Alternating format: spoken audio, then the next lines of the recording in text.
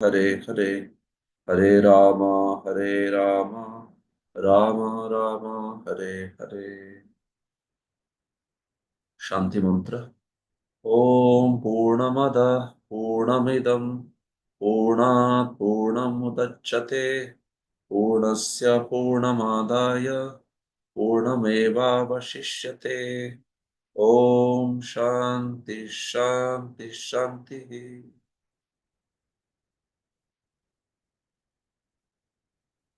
Hare Krishna. So welcome all of you in today's session.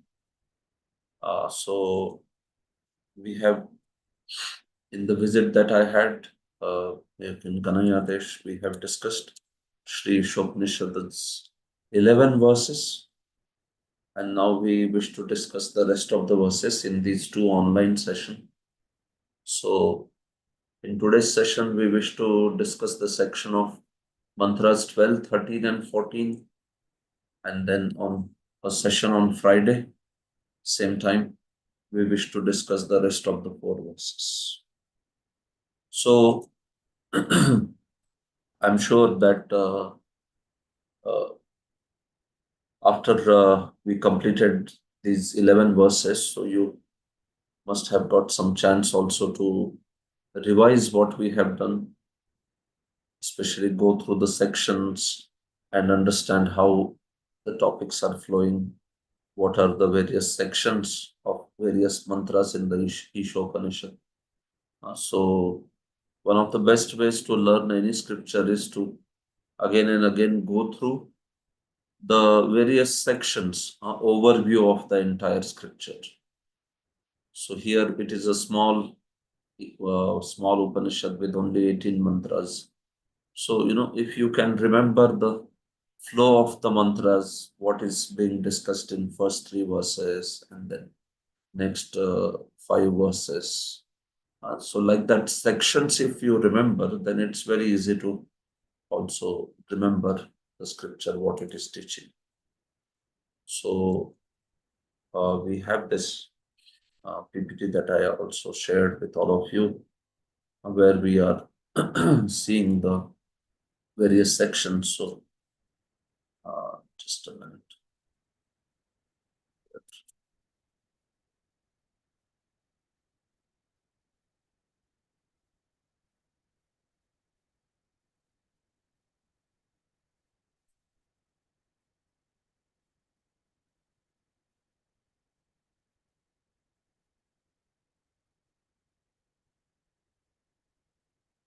Hare Krishna. So,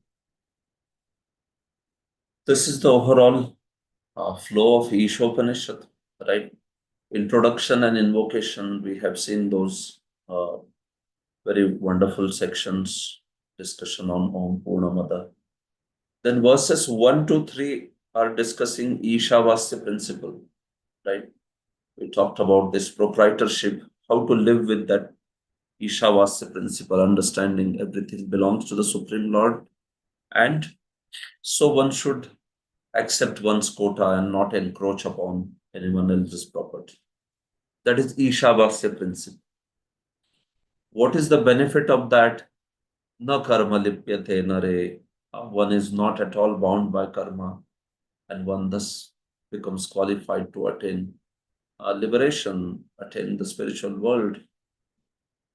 That's the benefit which was spoken in the second verse.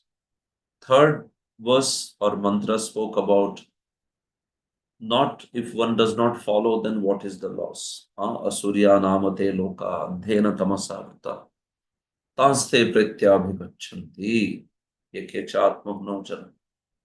After giving up body, those who have not led their life as per Ishavasya principle, so then they enter into the darkest regions of existence. Such people, they go into very deep, ignorant, hellish destinations, and they continue to suffer in the cycle of birth and death.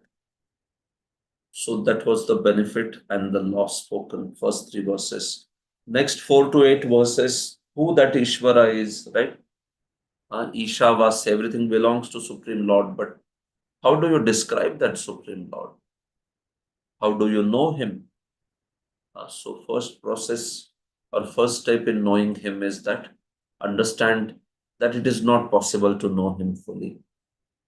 Inconceivability of Ishvara. He is inconceivable. He is achintya. He walks and doesn't walk. He is inside and outside. He is very near. He is yet very far. Uh, so all those seemingly opposite attributes that was discussed in two verses.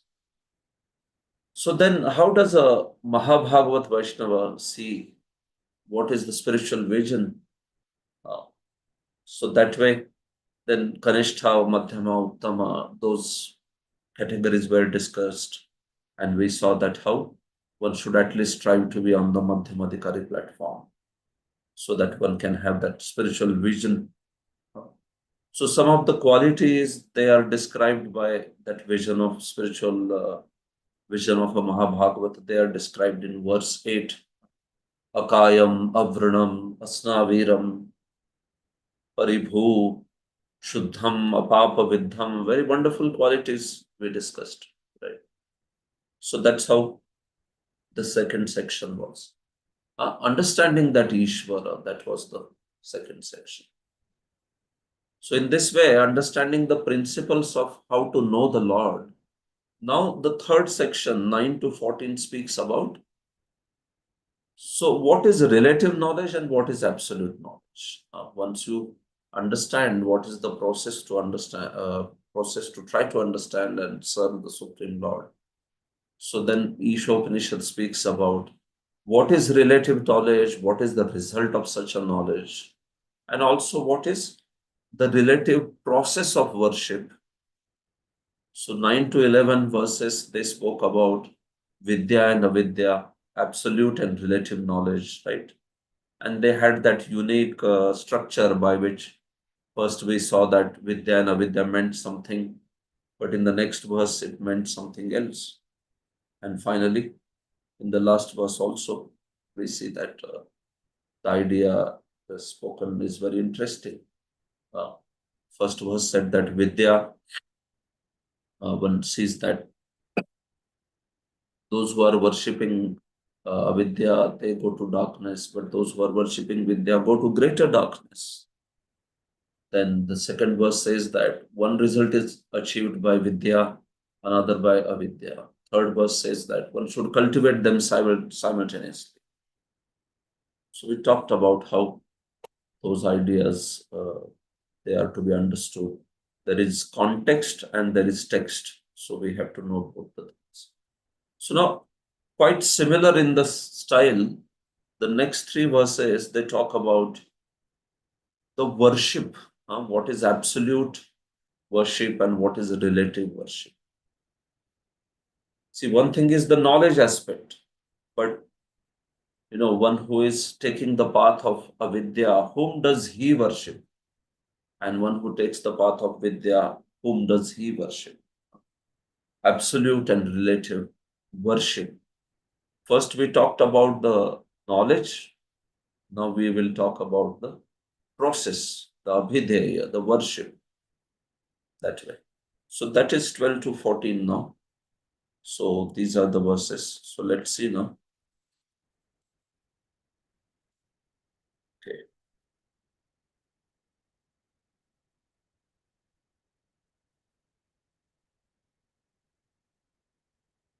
So you see, in these 12, 13, and 14 verses also, there are these two terms, asambhuti and sambhuti, which mean different thing, just like vidya and avidya. So quite similar in structure, these verses also. Uh, they are spoken exactly in the similar manner. So asambhuti, sambhuti, or asambhava, sambhava, or vinasha and sambhava. These words basically are similar only, very much similar in the meaning. And that's why we see that here we are comparing them. Asambhuti, sambhuti. In the verse 12, it means something. In verse 13, it means something else. And same way in 14 also. So verse 12 says that If you worship a Sambhuti, then you go to darker regions. And if you worship Sambhuti, then you go to even darker regions. So, Prabhupada explains that by worshipping demigods, you go to darker regions. And if you worship impersonal absolute, or you worship some pseudo religion in the name of proper path, then one may go into even deeper, darker kind of regions. So that's basically what the first verse is saying. Then the second verse says that one result is achieved by the worship of a Sambhuti or a Sambhava, and second result by worship of Sambhuti. So you see, so that one result is achieved by worshipping that which is not supreme, and another result is achieved by worshipping that which is supreme. So quite clear, right? Two different results are achieved by worshipping two different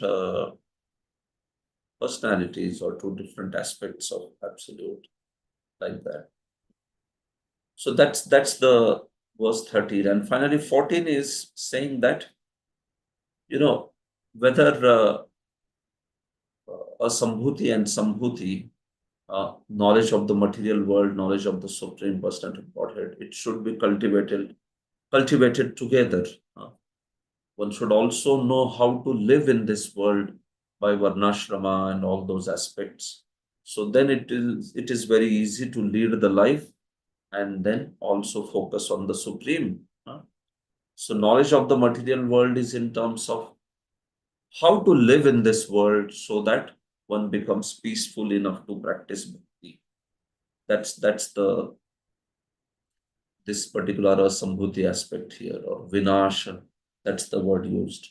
So you see, basically it means that you have to have some practical knowledge in the world also to survive within the material world. And then that way, one can become peaceful to practice bhakti and, uh, yes, practice the knowledge of Supreme Personality of Godhead. So that's why you need both. That's the verse 40. You need Varnashrama's knowledge. You need knowledge of surviving in this world. So, in proper context, it would mean Varnashrama knowledge. One knows how to live life as a Brahmana, or as a Kshatriya, as a Vaishya, Shudra, as a Brahmachari, as a Grahastha, Sannyasi, Vanaprastha. How should one live the life? What are the practical factors that one should know? And one should also know, obviously, how to worship the Lord and attain the spiritual world. So that's basically the theme. So once you understand these themes, then the verses, they will be easy to know. So you can see now, we will go through this. Mantra 12. So I will recite this. I'll ask one of you to read the translation. Andham tamah pravishanti ye sambhutim upasate tato bhuya ivate tamo yau sambhutyam rataha. All right. So, Prabhapati Prabhu, you want to read? Or whoever else who wants to read. Hare Krishna Prabhuji, Dana Pranam. Tanvat Pranam Prabhu, please read. The Sanskrit word, the No, translation, no, translation, yeah. those who are engaged in the worship of demigods enter into the darkest region of ignorance, and still more so do the worshippers of the impersonal absolute. Yeah. Thank you, Prabhu. So you can see Andham Tamaha Pravishanti. Andham Tamaha means blind darkness or dense darkness, ignorance basically.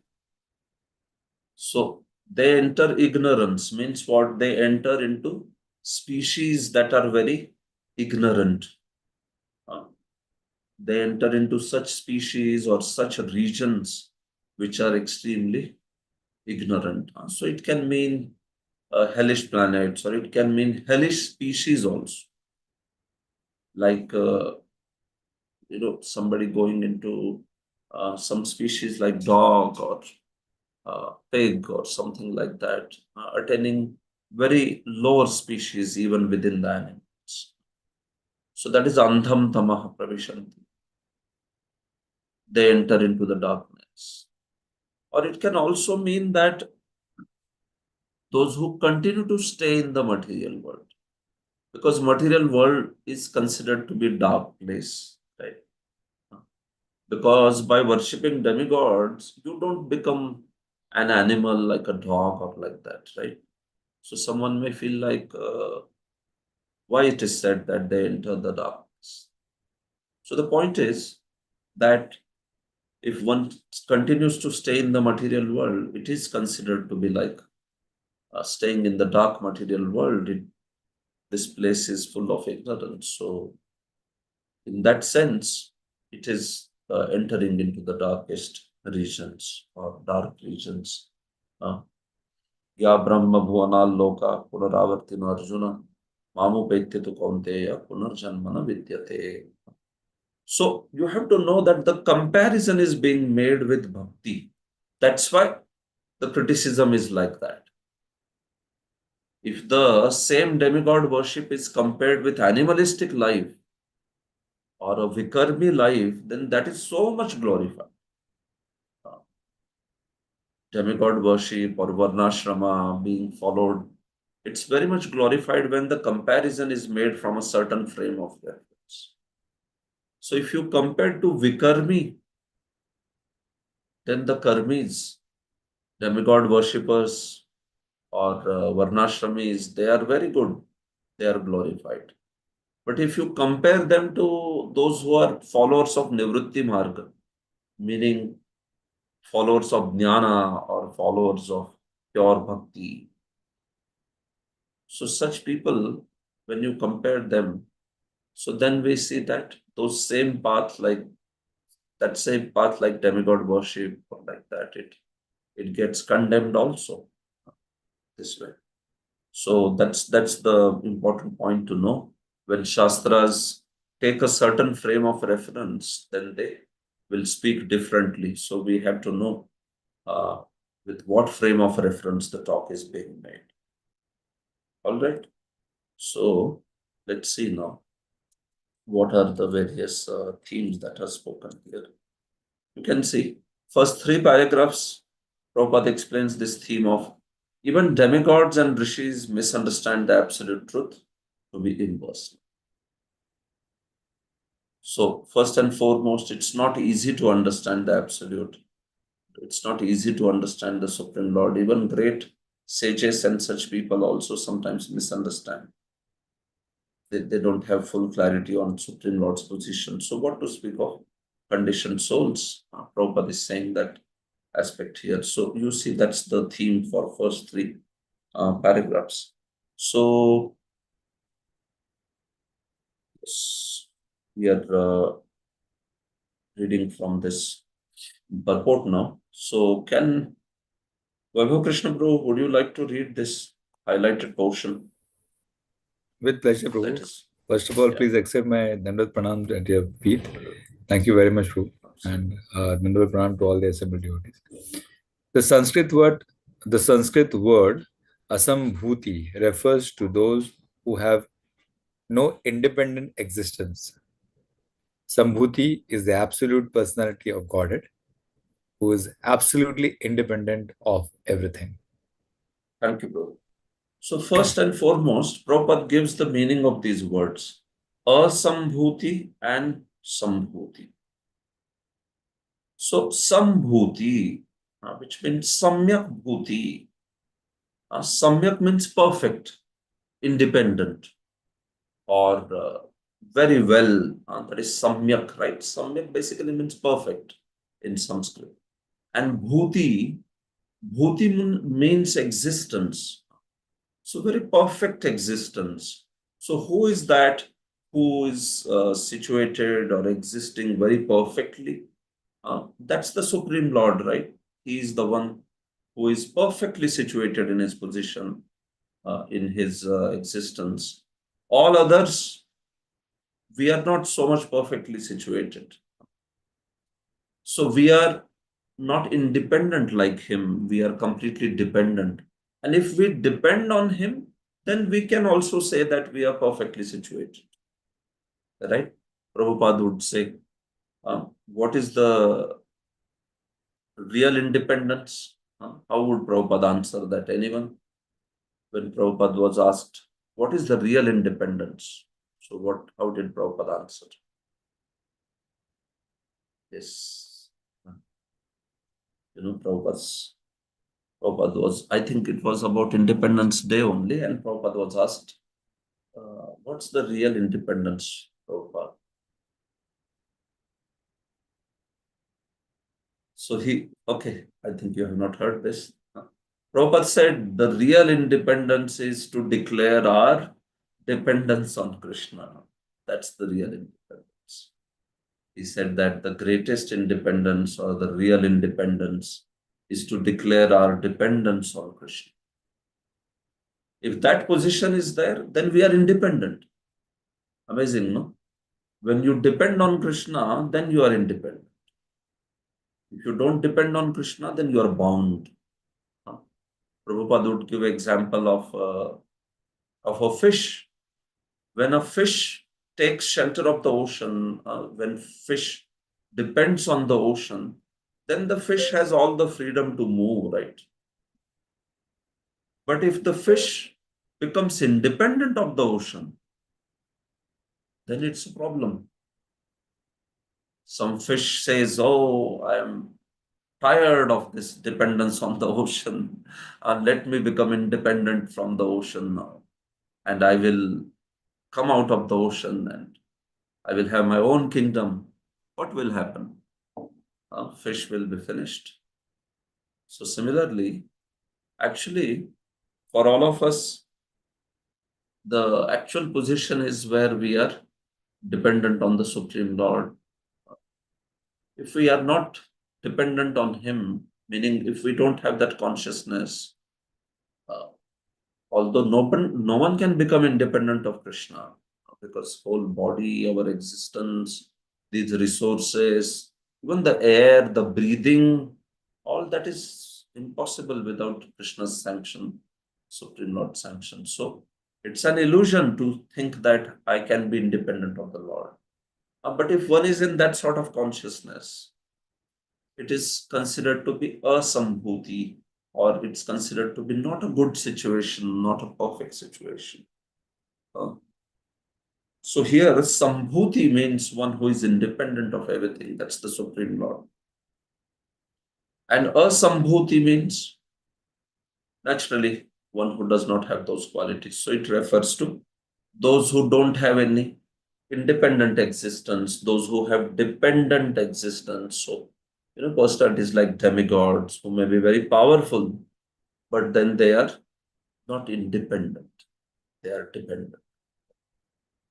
So that's the first aspect of definition that Prabhupada is clarifying. Who is a sambhuti? Who is sambhuti? So you can remember sambhuti meaning samyak bhuti, which means perfect, completely independent existence. And asambhuti means anything which is not that. So that's all of us. That's the sages, that's the demigods, that's all these others who are not Supreme Lord, who are not independent this way. So that's the point. So all these great sages, they can't understand Krishna, right? Now Krishna says in Bhagavad Gita, Name vidhu suragana prabhavam na maharshaya ahamadirhi devana maharshinam chasanash. He says all the devatas, maharshis, they came from me. So naturally they don't know me, they don't understand me fully. Right? Krishna is the source. So as the source, he always remains incomprehensible to the effect, or to the amshas. We are all portions of the Supreme Lord. So as portions, the source remains incomprehensible. Completely, complete comprehension is not possible. We may be able to comprehend him something. So that's how Even Bhagavatam first verse says, right? Tene brahmarudhaya adhikavaye muhyanti yat suraya. From whom the great demigod sages Suri, Suri people. Who is a Suri? Suri is someone who is very, very intelligent. So Devatas, great sages, they are known as Suri. Surayaha, Bahuvachan. In plural, it becomes Surayaha. So सूर्य लोगों को भी भगवान भ्रमित कर देते हैं. That's the problem. Like that. So that's why it's not easy to understand Supreme Lord. Then Prabhupada is taking this argument further to say that, so that's why even such great sages, they misunderstand the Lord. They think that he is just a powerful demigod, or they may think that he comes from that impersonal effulgence or something like that. So sometimes, yes, it is possible that even the demigods or even the sages may misunderstand Supreme Lord. They may not have right conception about the Supreme Lord this way. So that's what Prabhupada is saying in 3 paragraphs. First 3 paragraphs, that's the theme, like that. Yes, Prabhu, continue. Vaibhav Krishna Prabhu, you can read this also. Many philosophers and great rishis or mystics try to distinguish the absolute from the relative by their tiny brain power. This can only help them to reach the negative conception of the absolute without realizing any positive trace of the absolute. Definition of the absolute by negation is not complete. Such negative definitions lead one to create a concept of one's own. Thus, one imagines that the absolute must be formless and without qualities. So, thank you, Prabhu. Hare So, this Krishna. is amazing. Huh? This section is amazing. These are the words by which one of Prabhupada disciples, very scholarly disciples, Ravindra Swarup Prabhu, he became convinced of Krishna conscious philosophy. I mean, one of the sections was this section. He spoke about this once, that how when he read this in uh, Ishopanishad, these statements, that definition of the absolute by negation is not complete. He felt like a great enlightenment because he had been reading some impersonalism, and he was feeling the way they speak about Supreme Lord, right? Supreme Lord does not have a form, he does not have an attributes, he does not have smell, he does not have name. So he used to feel like, what sort of description is this? Right? Absolute by negation is not complete. Very amazing statement. See, mark this statement. It's one of the golden statement actually. Definition of the absolute by negation is not complete. When you want to describe Krishna, so you only say such a thing that, well, Krishna is not limited, Krishna is not does not have any deformity. Krishna is not influenced by time. Krishna is not influenced by any limitation. So, see, these are all negative conceptions that you are talking about, right? You're not talking anything positive. So, this is what happens when the mental speculators they start talking about absolute, when they do a lot of speculation. Okay, what is absolute? So they compare it with the material world. So material world is miserable. They say absolute is very pleasurable. Uh, Material world is limited. They say it is unlimited. Absolute is unlimited. Material world is, only present. Things in material world, they are present here. They are not present there. But the absolute is everywhere. So they can talk about such things, but oftentimes it is just negation. It is neti, neti. That's why na iti, not this, not that, not this, not that. But what it is, right? Uh, if I were to describe someone of you saying, okay, Vaibhav Krishna Prabhu is not this, he's not that. he's not this, he's not that. After some time, you will say, no, no, you please tell something positive also. No, what he is, what are his qualities? I'm just giving an example to understand that how talk about someone positively is different, and just talking about negative attributes, it's different. So many philosophers and great rishis, they remain caught up into that negative conception of supreme only. They never understand that there is some positive conception also, right? That's the point. Like that, we gave that example of parrot, right? parrot parrot was dead, but the servant was just not speaking only anything. So Shankaracharya, he described the absolute in these negative manners.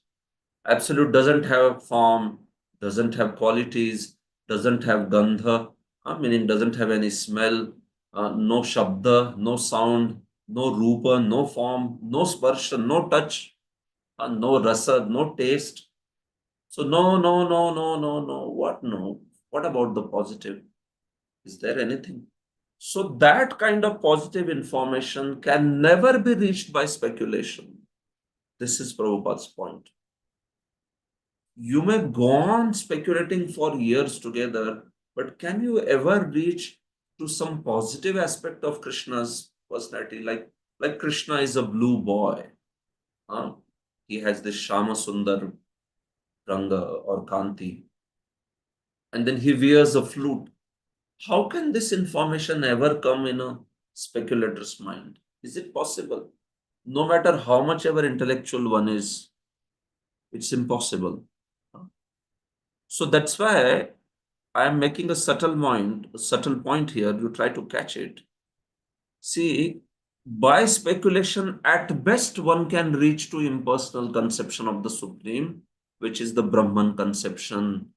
You cannot reach to Paramatma by speculation, and you cannot reach to Bhagavan. Just forget it. Paramatma and Bhagavan features can never be reached by one's own intellectual power. They can only be reached if you come across someone who shares that information from scriptures. Otherwise, it is not possible. You just cannot. So even in the other religions, Semitic religions and all, world's three popular Semitic religions, so they talk about negation aspect at best. They may say that okay, Supreme Lord is not this, not this, not this, not this, but then they don't describe him positively. They are not. Although they accept him as a person, personal God is common in Judaism, Islam, and Christianity. But they describe that person with complete negative conception. This is the idea. But we in Vedas and Vedic scriptures, we describe the absolute by positive information, not by mere negatives. Because negative definitions, they are not the complete description at all. You have to talk about positive descriptions. Krishna, how is he? Venum Kwanantam Arvinda Dalaya Taksha Barhavatam Samasitam Buddha Sundara. This is positive. Here you are talking about Supreme Lord's positive aspects. So you understand? So this is why no matter how much ever intellectual one is, one can never reach the proper understanding of absolute without the help of scriptures.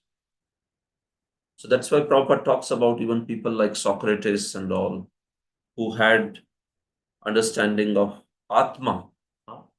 They reached up to that level of understanding as Atma. But something beyond that, it will only be possible by scriptures. It will be only be possible by connecting to the process. Prabhupada says a few places that Socrates had realized that he was not body, but he was spirit soul. But that level of conception is also Brahman conception. Finally, it is at the level of Brahman. It is still not going beyond that. For that, one has to get the help of scriptures. So, without scriptural help, one can at best go up to Brahman understanding, where one understands that, okay, absolute truth is free from anything mundane, right? In material world, things are limited, absolute is unlimited. In the material world, things are very miserable, absolute is full of joy. So such things, those are the definitions. So it's this para is a profound paragraph actually, where Prabhupada is speaking a very lofty philosophical principle of how only Vaishnavas or those who take shelter of scriptures can understand about Supreme Lord. This is the point. See, such negative qualities are simply the reversals of relative material qualities and therefore also relative. By considering of the absolute in this way, one can at the most reach the impersonal effulgence known as Brahman. But one cannot make further progress. So that's the issue with this way. And because of this, we see that because Lord is the source of everything. So even the great demigods or sages, sometimes they consider him or misunderstand him, right? The dependent demigods and great sages imperfectly consider him to be a powerful demigod, and they consider the Brahman effulgence to be the absolute. So sometimes you see, even in the Vedic realm, certain devata or certain sages, they may have some sort of misunderstanding about Supreme Lord because they are not pure devotees, they are mixed devotees. They may have mixtures of jnana, mixtures of karma, like that. That is why they may not understand Supreme Lord perfectly well. Although they are great people like demigods and all.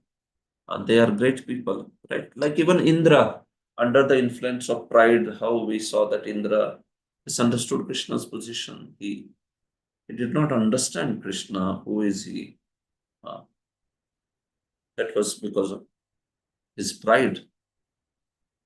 Similarly, sometimes sages they don't understand the exact position of Krishna. Even great sages, although they may be very knowledgeable in other aspects of the Shastras, but because they are not manifesting the path of pure devotional service, so sometimes there may be some misconceptions, and that is shown for even examples such as Bhugu, or sometimes even for personalities who are sons of Brahma and such sages also.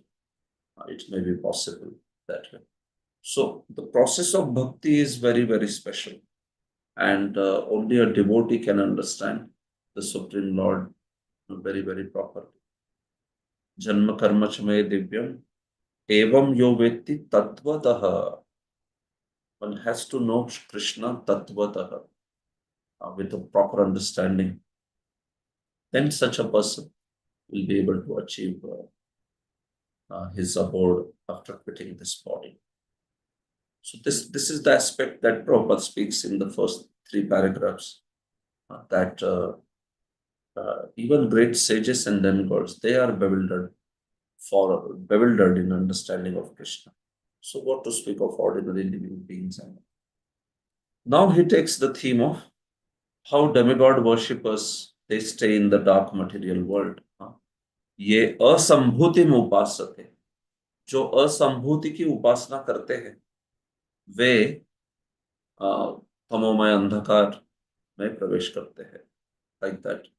So now that's the theme that he speaks from para 4 to para 7. So now I would want someone else to read this. Srinath Prabhu, you want to read, Prabhu? This now? That's on my screen. Para 4.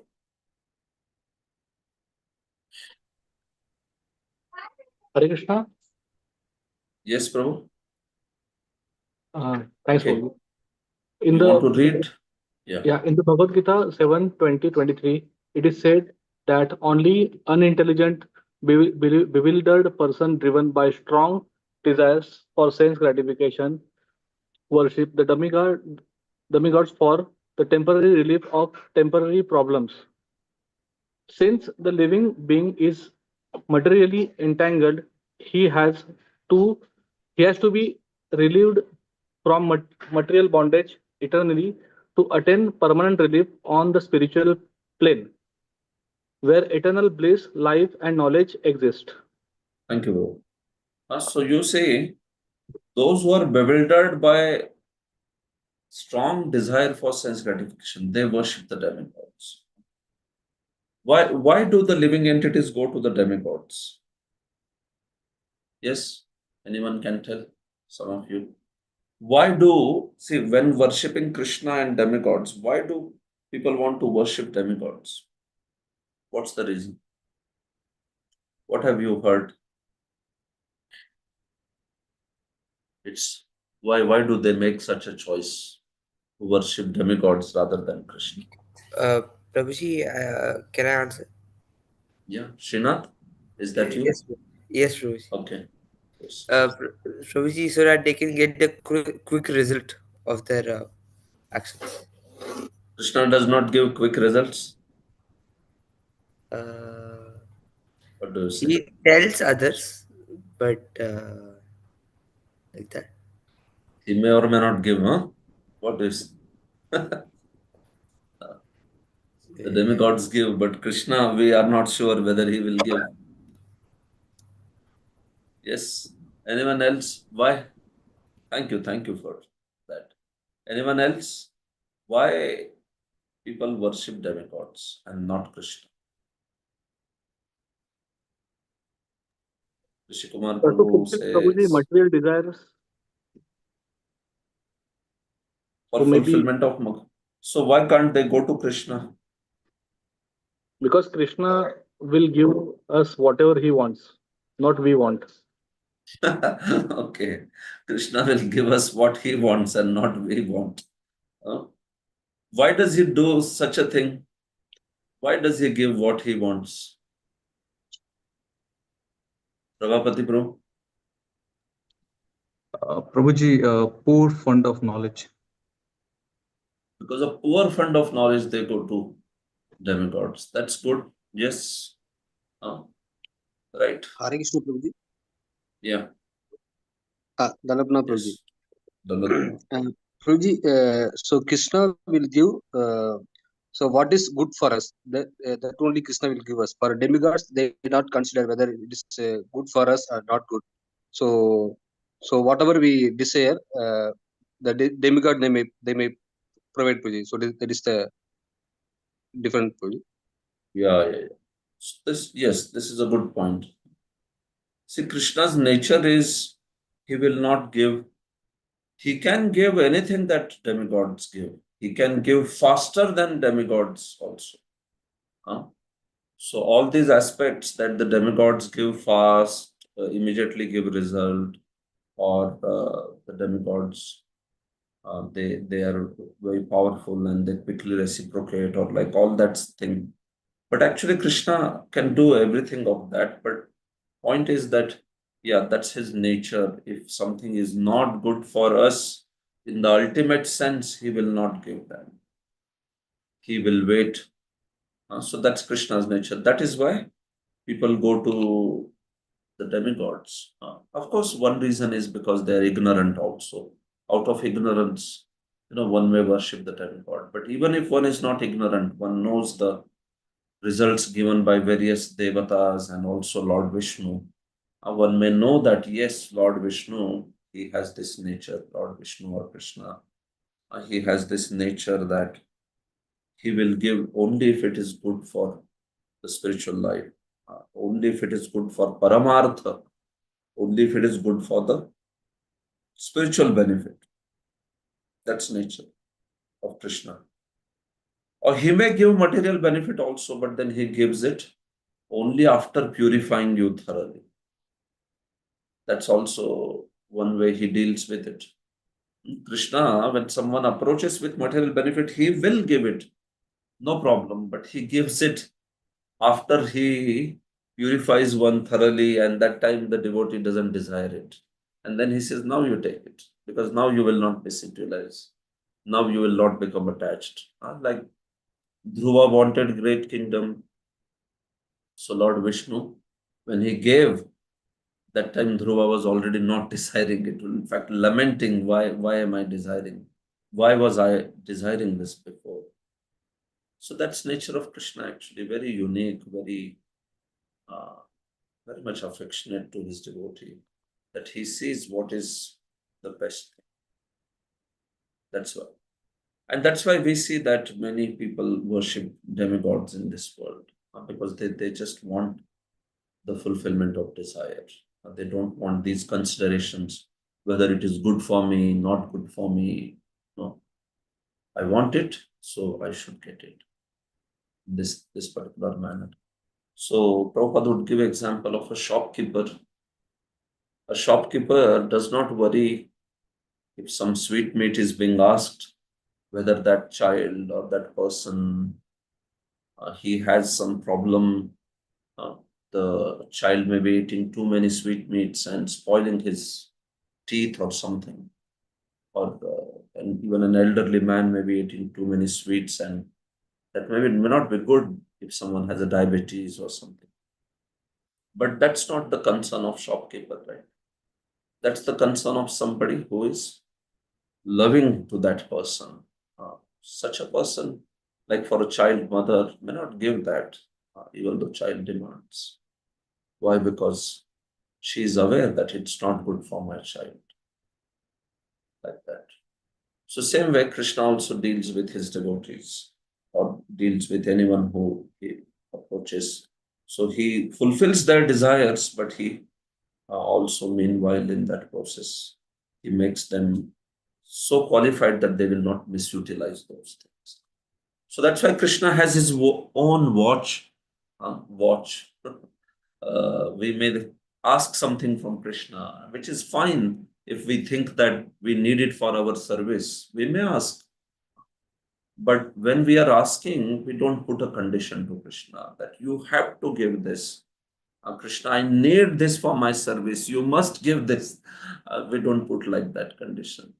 We just put the condition. We just pray very simply to the Lord that if you think that this is useful, this is what I feel that this will facilitate my service. So if you feel like that, my Lord, please bless me with this particular fulfillment.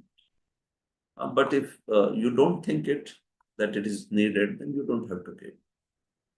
So that sort of settlement has to be there within our mind uh, uh, as a devotee. Otherwise, it will become conditional, sort of. So my point is that yes, Krishna has his own ways of fulfilling. As a devotee, we know that Krishna, he will give something, but then he gives only after we. He is convinced that we will not misutilize it. We will not become proud. We will not become attached to it. Then he will give this manner.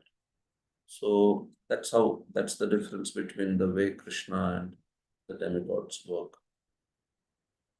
So here Prabhupada is saying that so many these demigods these people go to worship the demigods, right?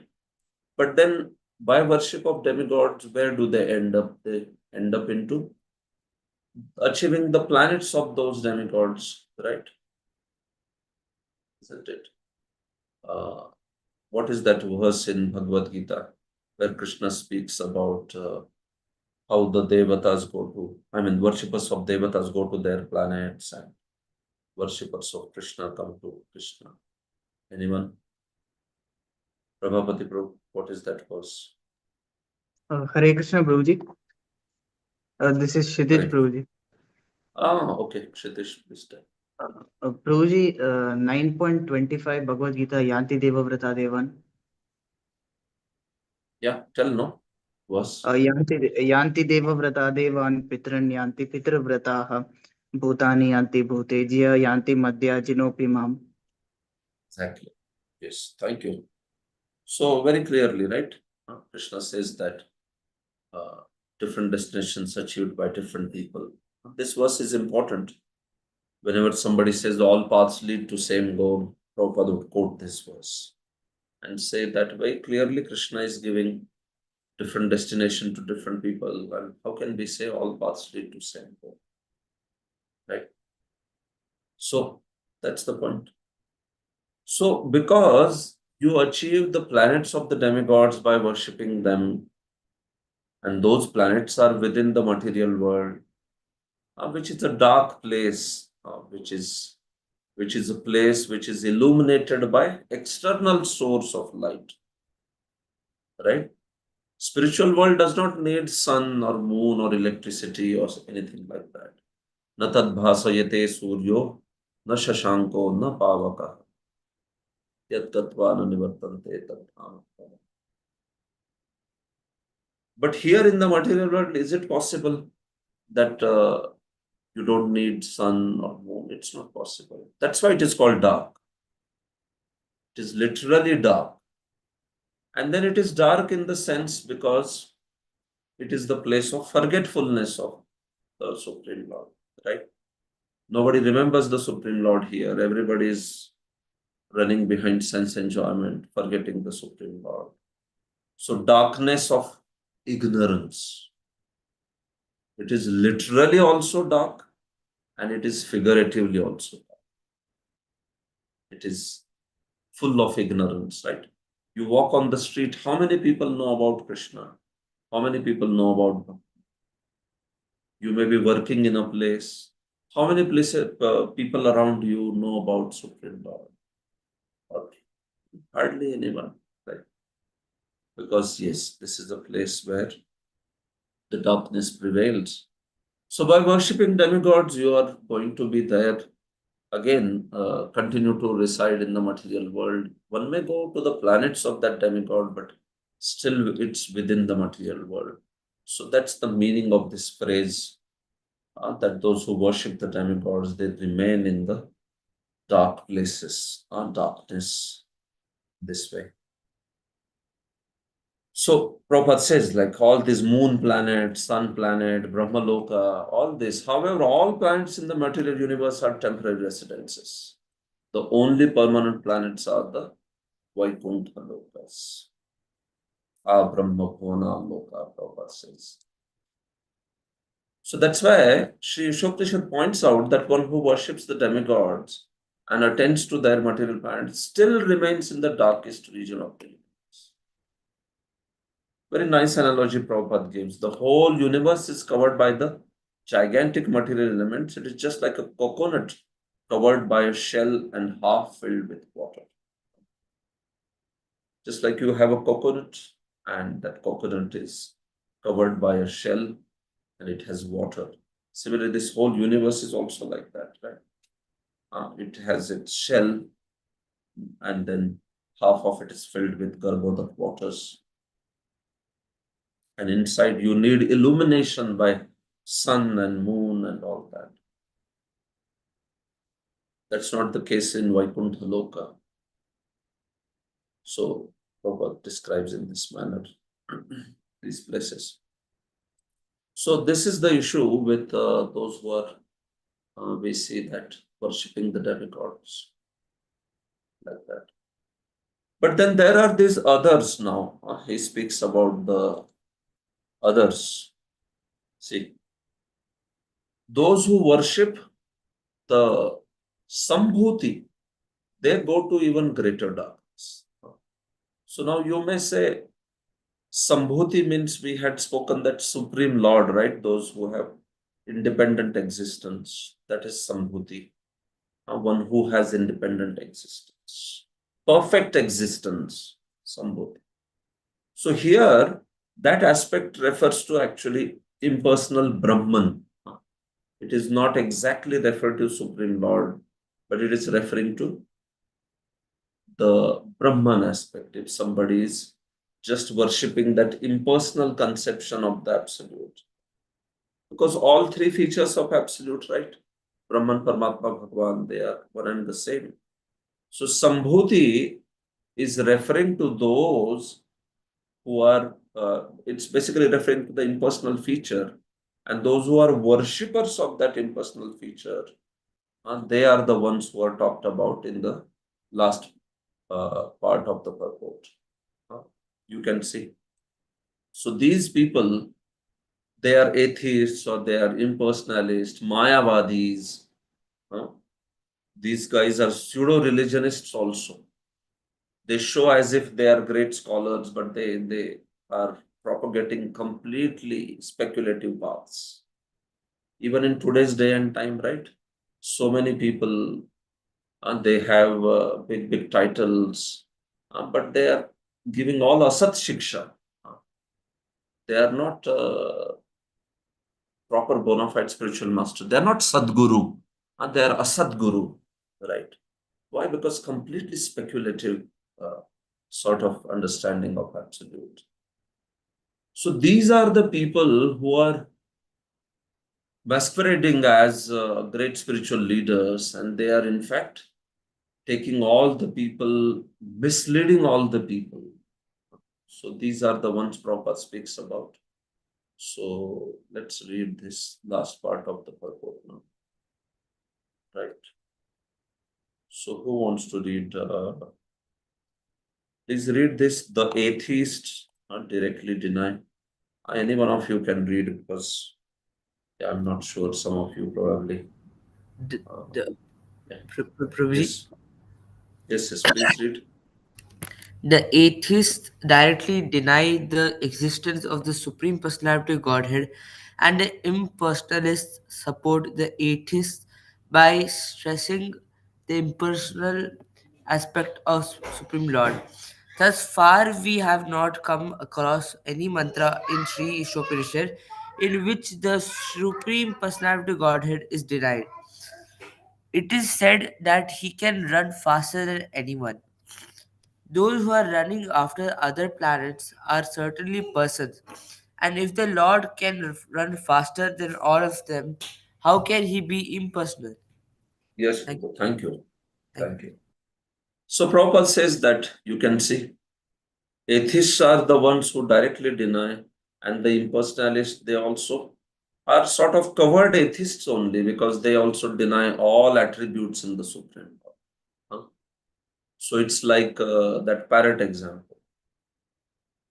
You, instead of saying that the parrot is dead, you are saying parrot doesn't speak, parrot doesn't dance, parrot doesn't eat anything, parrot doesn't fly, parrot doesn't move, a parrot doesn't. So, instead of saying that the parrot is dead, you are saying all other things. So similarly, saying that absolute truth is devoid of this, devoid of that, it is not this, not that. How is it much different than an atheist, right? Uh, Buddhism is covered. We were talking that how impersonalism is covered Buddhism, right? Prachannam Bauddham. So they are more or less similar in the category. So Prabhupada says that's why those who preach impersonalism, and by impersonalism here we don't mean Brahmavadis because we have talked about them already. Brahmavadis are not considered offenders, but these other guys who are Mayavadis or who are just complete speculators who have their own ideas about absolute. So such people, no, they are considered to be even deeper in ignorance, especially Mayavadis or such speculators. At least demigod worship is a proper path. Mayavad is not a proper path. You understand? It is not a bona fide path. It is a complete. It is a path which is a completely bewildering path, and it was preached for one particular reason by Shankaracharya. It's not a bona fide path. Uh, It's a blasphemous path, in fact, to the Supreme Lord. So Brahmavadis are okay, but the Mayavadis, for whom Prabhupada uses impersonalist. Usually for Prabhupada, impersonalists mean Mayavadis. He sometimes may include Brahmavadis also, but primarily when he's criticizing impersonalists, he's criticizing Mayavadis. This way. So such ignorant pseudo-religionists you can see here. the ignorant pseudo-religionists or the manufacturers of so-called incarnations, right? Sometimes there are manufacturers of incarnations. Prabhupada would say India is a factory of incarnations. In Prabhupada's time itself, so many people were claiming that they are Kalki. When I was working in Bangalore before 10, 15 years, there were few cases going on in Bangalore on who Kalki is. Multiple people claiming that they are the Kalki Bhagwan. So like that, Appa Kalki and Amma Kalki and whatever, all such things. So the point is that ordinary people claiming to be Bhagavan, so that's a very pathetic thing. And it is also very offensive thing towards the Supreme Lord. So that's why Prabhupada says the ignorant pseudo-religionists and the manufacturers of so-called incarnations who directly violate the Vedic injunctions are liable to enter into the darkest region of the universe. So, especially such Mayavadis or such pseudo-religionists who are misleading people, Lord will punish them more severely, isn't it? Right? Lord will punish them because they are misleading everyone. We talked about this last section also. It's like cobra with a jewel on the hood. It's more dangerous. It's like a thief or a robber in the garb of a policeman. Very dangerous, no? Can do so much of harm because people will have so much faith and then he can exploit that faith. So that's why all these impersonalists like Mayavadis who say that everyone is God, you are God, I am God, or basically talking like how Krishna's form is Maya, everything is illusion. Maya, these are all different facets of Mayavad. Basically, Mayavad means Krishna's form is Maya. The whole world is Maya, including Krishna's form is Maya. That's Mayavad. Define. But it has all its other facets also. So because you call Krishna's form as Maya, and then you call your form as also Maya, so you are non-different than Krishna because everything is Maya. It's just all very baseless kind of philosophy. So anyway, the point is this, that Prabhupada is saying, the Ishopanishad itself is saying that, so that's why those who are worshippers of such Mayavadi conception of the absolute, so they enter into deeper darkness. Krishna throws them into very terrible material species because they offend the Supreme Lord, Mayavadi, Krishna, Paradhi, right? So he will put them into repeated cycle of birth and death, but that too on a greater darkness, in a greater darkness than even those who are demigod worshippers. Why? Because that's a path where we see there is a lot of misleading being done to the others, and there is also great blasphemy of Supreme Lord that is being done, so which is very severe in this way. So that's why Prabhupada is speaking that these people, they go to the deeper, darker regions this way. These pseudo-religionists have neither knowledge nor detachment from material affairs, but for most of them want to live in the golden shackles of material bondage. In fact, such people, Prabhupada says, many times take philanthropic activities, right? This is typically how they join philanthropic activities, opening hospitals and feeding food and all, which is, we are not saying it is bad, but then it is no longer divine, no? It is more or less like mundane social work. So they claim to be on a very exalted platform, but then they are not this way. So such people, they don't worship Acharya. They don't have anything to do with Acharya. Acharya Upasanam. They have their own ideas. So many such people in today's world you see, right? If you find out where from they are speaking the ideas, they will say, no, it's all from my heart. I just got this wisdom by my contemplation. And the ideas are so much mistaken oftentimes.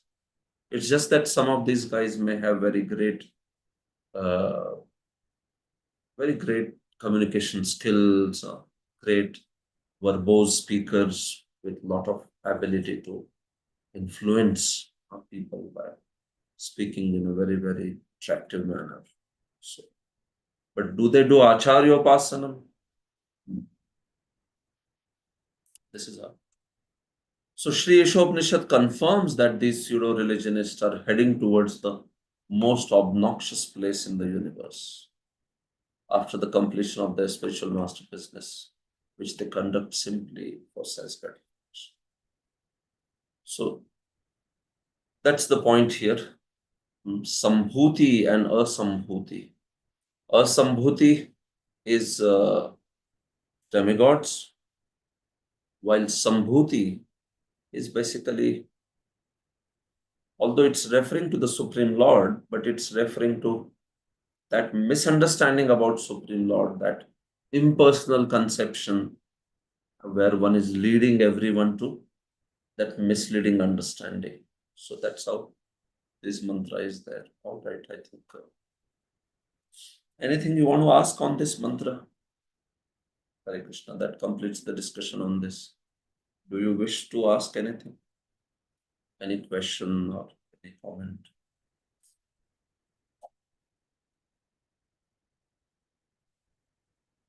What happened? Everybody is very quiet. No, no questions, nothing. All right, then let's take 5 minutes break. Manoj Prabhu, you have something?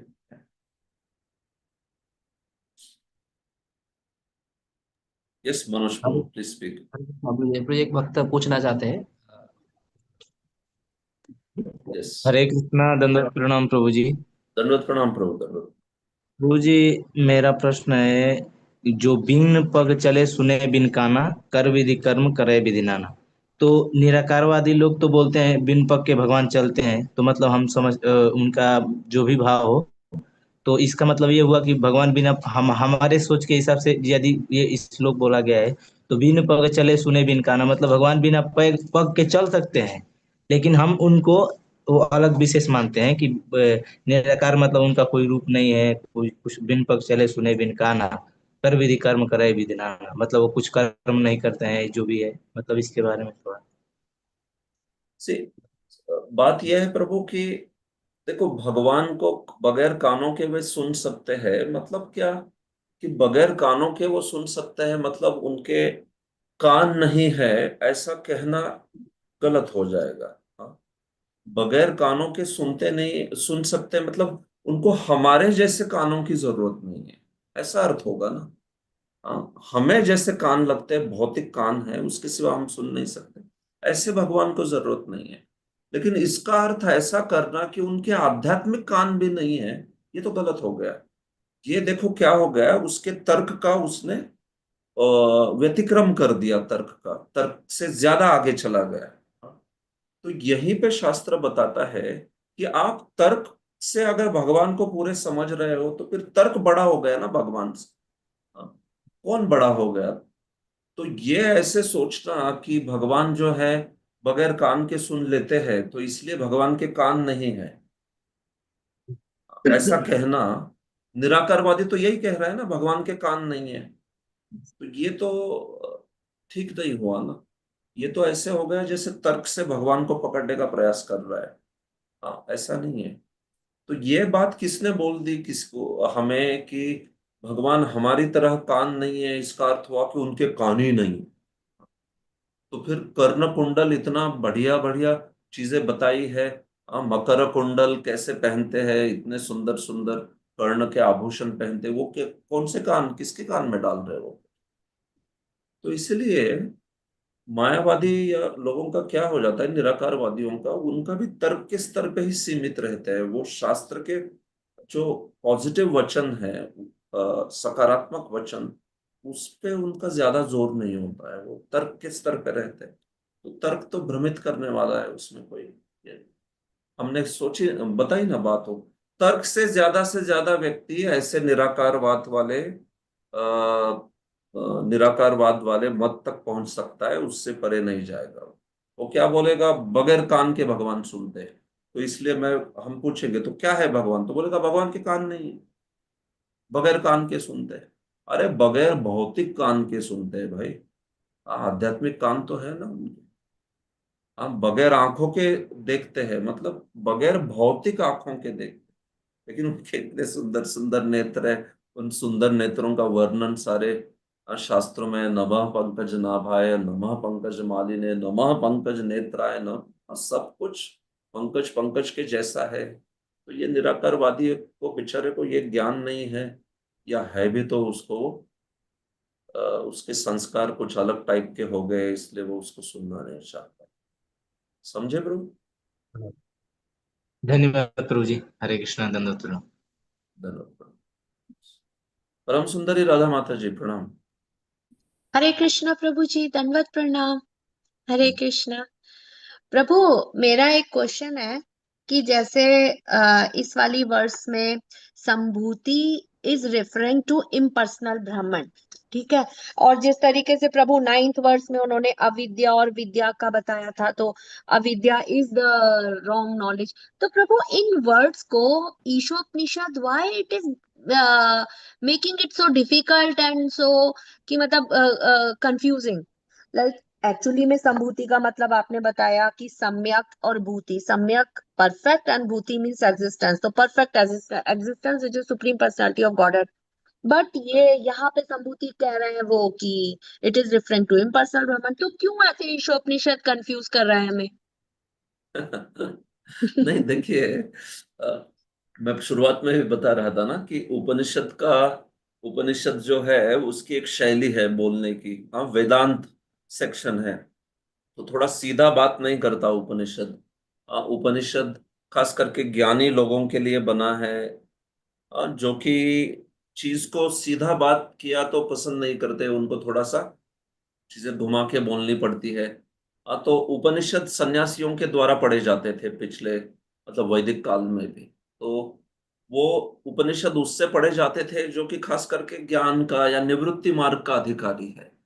तो वो चीज जो है, कोई इस प्रकार का ज्ञानी होता है, उसको सीधा बोल दिया आपने, देखो ऐसा ऐसा है, तो उसको लगेगा कि अरे ये क्या है, इतना सिंपल बोल दिया। तो कुछ तो इस प्रकार से उपनिषद निश्चित, बलदेव विद्याभूषण कहते हैं कि उसकी भाषा ऐसी होती है कि जो ऐसे लगे जानबूझ के वो जो है भाषा आपको थोड़ा सा इंटेलेक्चुअल, बौद्धिक जो है उसमें ये सब प्रकार चलते हैं, दार्शनिक विचार आदि आदि। थोड़ा उसमें एनालिसिस होता है, कॉन्टेक्स्ट होता है उसका।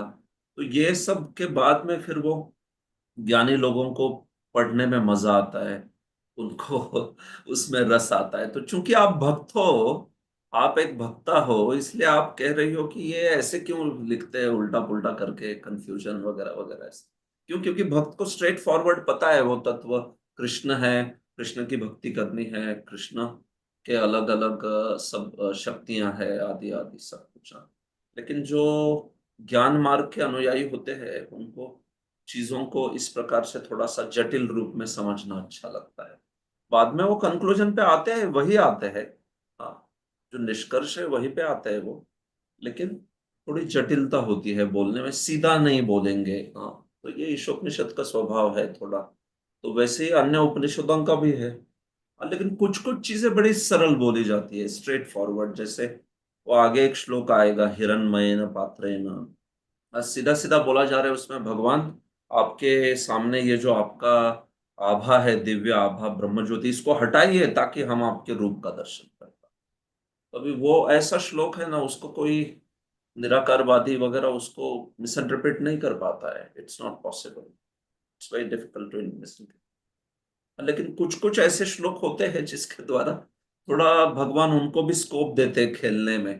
तो आपको ये विशेष लगेगा कि ऐसे क्यों है, लेकिन वैसे ही है, क्योंकि ज्ञान के मार्ग के स्क्रिप्चर्स है ये, तो उसमें थोड़ा सा intellectual gymnastics Lord allows by putting such words so that they can come up with some meanings and all. But then Vaishnavas, they consistently give proper meanings. So then once those meanings are clear, nobody can argue with that meaning, because you have to see all the verses and connection. So why it's like that? It is like that because of the intellectual gymnastics that the Jnani likes to do. Get it, no? ठीक है प्रभु, thank you so much. Hare Krishna. Yeah. Yeah. So for devotee, it is very clear. Yeah, but for Jnani, he tries to come up and speculate. Okay, so all right then. Thank you for those questions. So I think we'll proceed now with the next verse. In case anybody needs some break, please take it for your. Anyway, this is an online session, so no problem. So we'll proceed with the next verse now.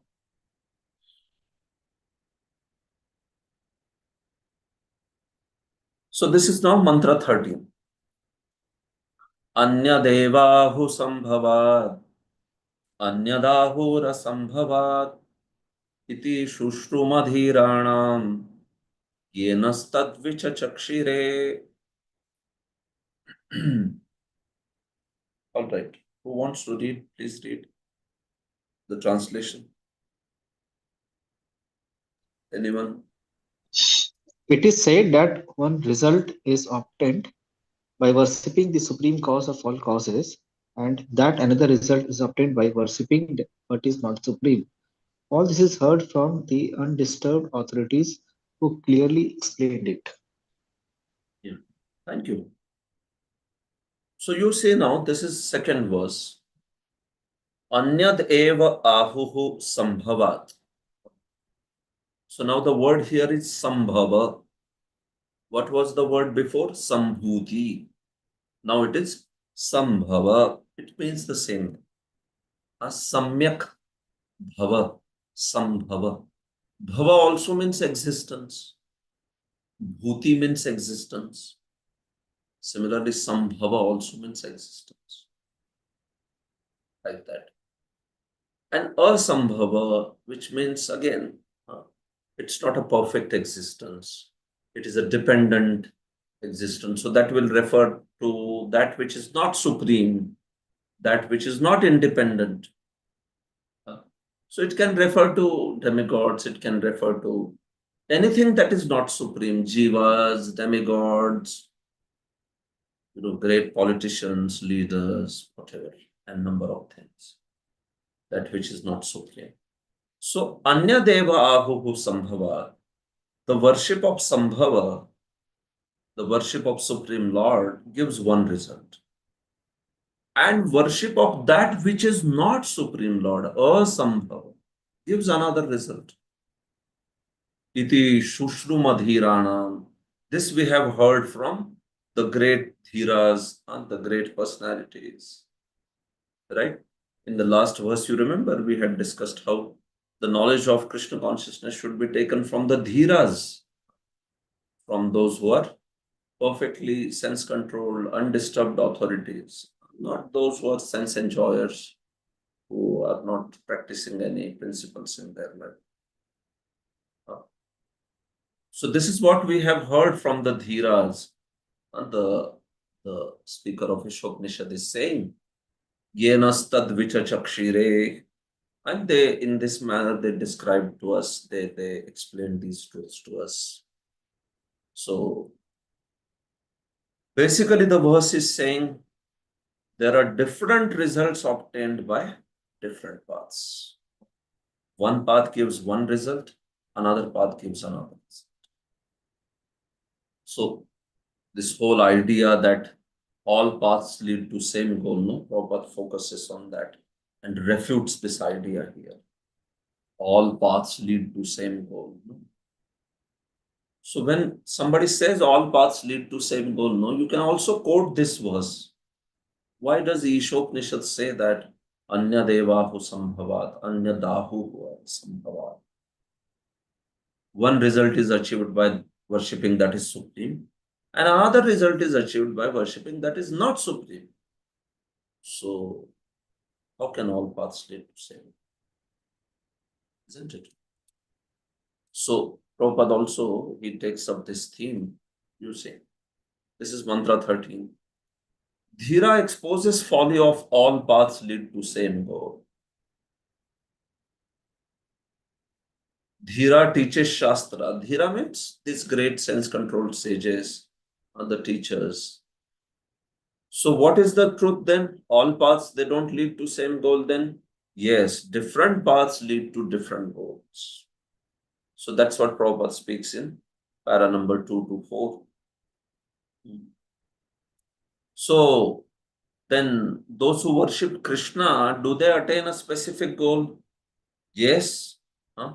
So Prabhupada speaks about how Arjuna, he accepted Krishna as the supreme and worshipped him, followed his desire to fight, and thus he satisfied Krishna. So Arjuna's example is given to show how Arjuna became a perfect example of that संभव, संभवात, meaning जिन्होंने संभव की आराधना की, तो वो संभव मतलब भगवान. That's the point. Those who don't worship Sambhava, instead they worship Asambhava, those people are also discussed by Prabhupada. Who are they? They say, well, people are my God, right? Madhav Seva, what is that? Manav Seva, he, Madhav Seva. People are my gods.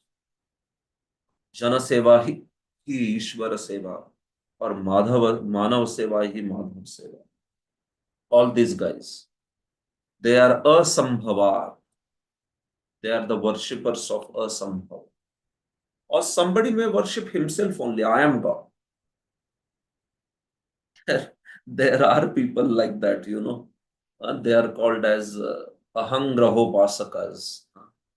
One time I had entered into one of the, you know, he was a donor actually.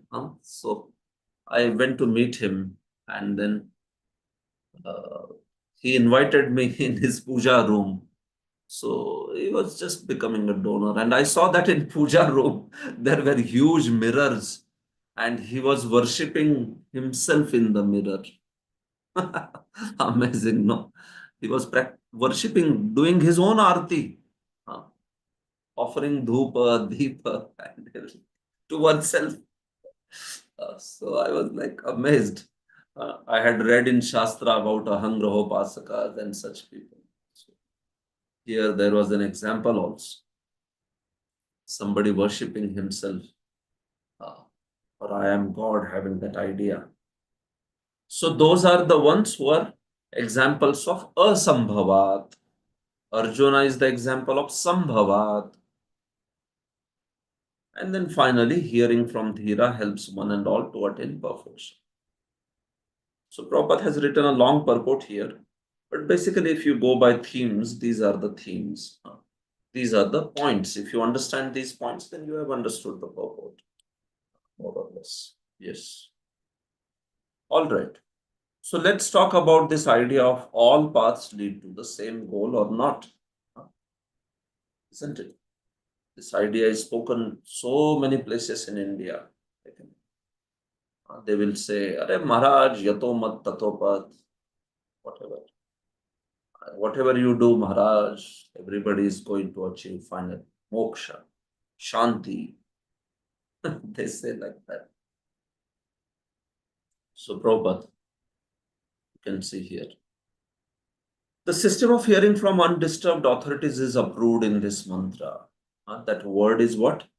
Dhiranam. One should hear from the dhiras. One should not hear from adhiras. See, it's very important on this point, all of you. Please note this point of that who are we hearing from in the life? That's very, very important. Are we hearing from bona fide practitioners, or are we hearing from some unreliable sources, internet, speakers, or some Mayavadis would be worse, but that Mayavadi may be in the garb of a devotee.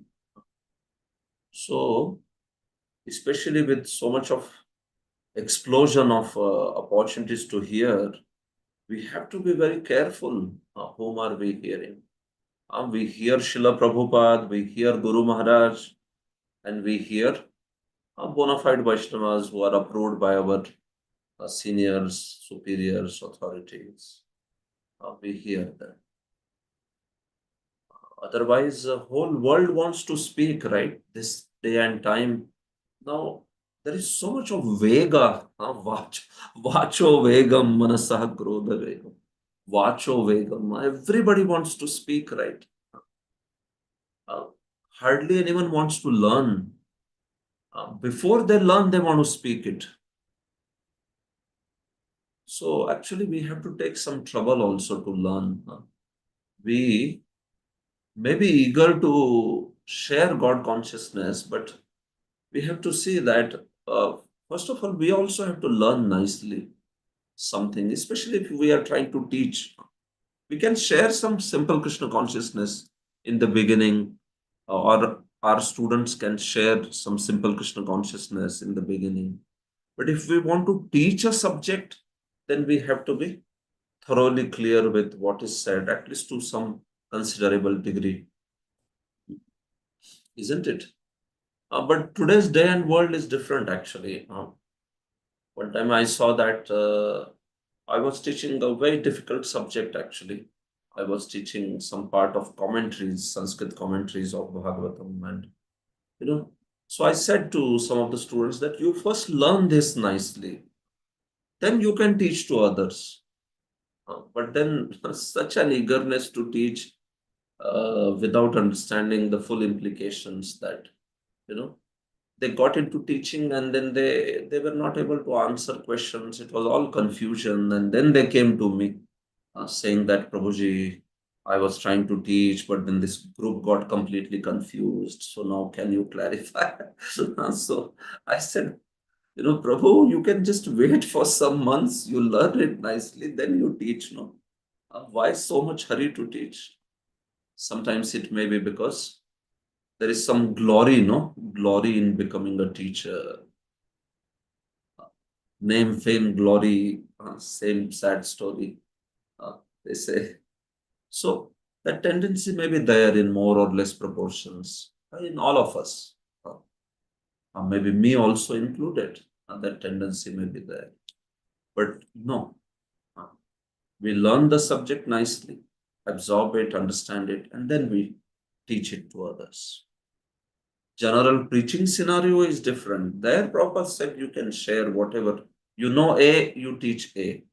You know B, you teach B. But especially when you have a formal, serious kind of teaching, then it's very important that we have ourselves absorb the knowledge very nicely.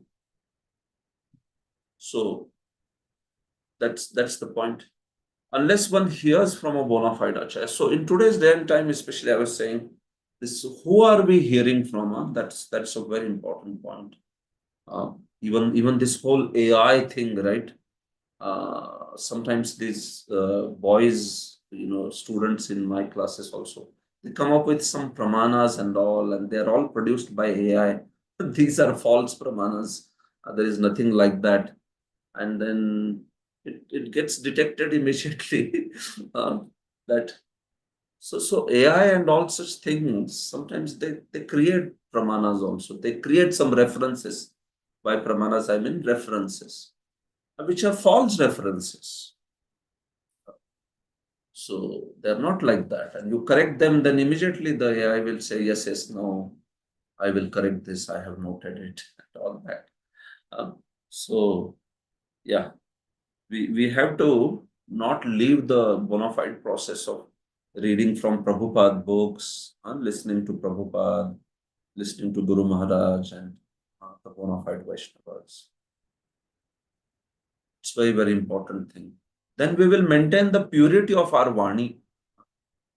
See, we should not lose the sanctity of our speech.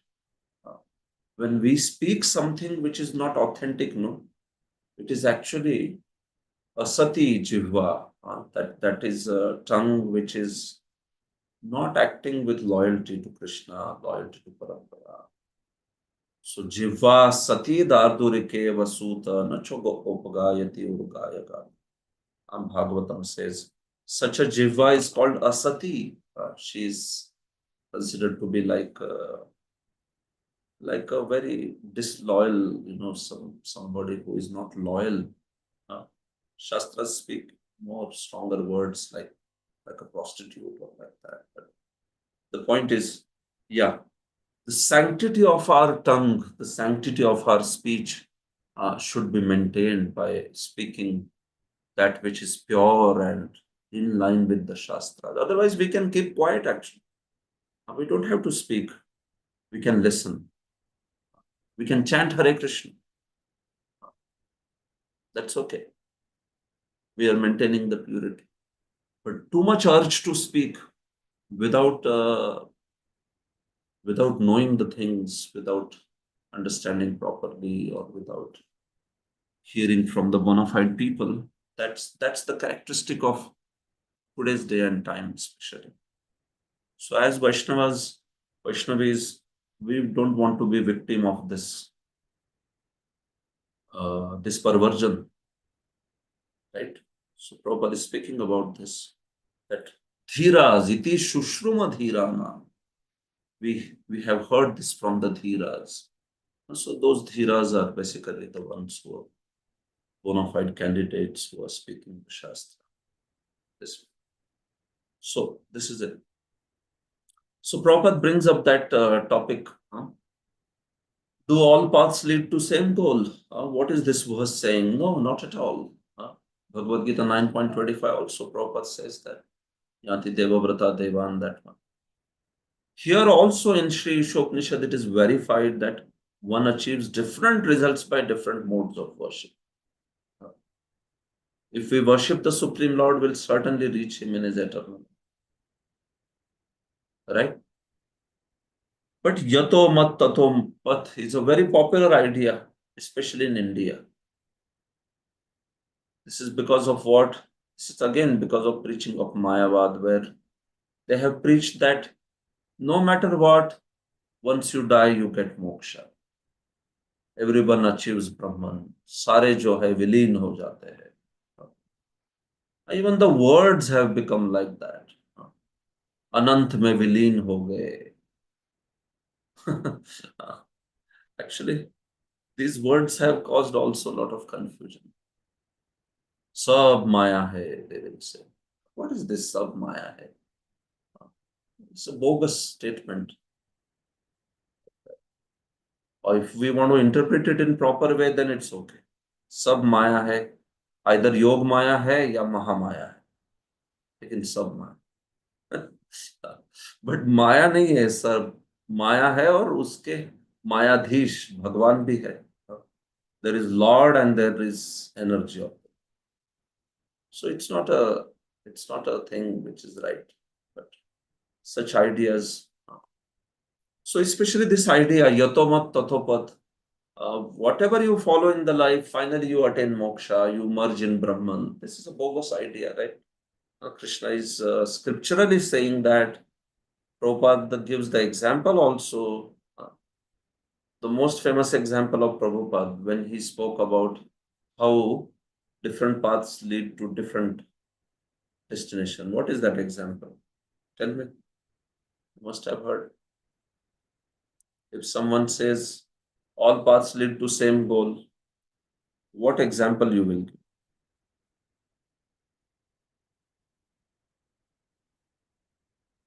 Yeah. You have not heard this example. Please speak. हरे कृष्ण बोल Yes, Prabhu. Railway उदाहरण if you want to go to What? Delhi you sit in Delhi railway you can go Delhi if you want to go to Bombay you sit in Bombay you can go Bombay like this Correct. Very nice. Yeah. This is Prabhupada's example. You want to take a train to Calcutta, then you sit in a train which goes to Calcutta, right? You don't sit in a train which goes to Mumbai or down, maybe in the opposite direction, Chennai. No, right? So A train to Chennai will take you to Chennai. A train to Kolkata will take you to Kolkata. Unless and until it is hijacked or something. Right? Sometimes the flights are hijacked and they are taken to different destinations. Flight was supposed to go to Delhi, but it went into Pakistan or Afghanistan. But that is a diseased scenario, right? That is not how the things work. That is emergency. So the point is, usually, if you have to go to a destination, then you take that particular train. So you have to take a certain process to reach a certain destination. All the more in the spiritual life, where there are very subtler nuances of the motivation. Like what I mean is bhakti. Take bhakti only, right? Now within bhakti also, very subtle differences are there. If one has Aishwarya Bhakti, if one has Madhurya Bhakti, at different destinations, isn't it? So the process also matters so much. What is the process and what is the destination? Sadhya, sadhana. Your sadhya should be clear, your sadhana should. Sadhya means the goal to be achieved. Sadhana means the process that we take for that purpose.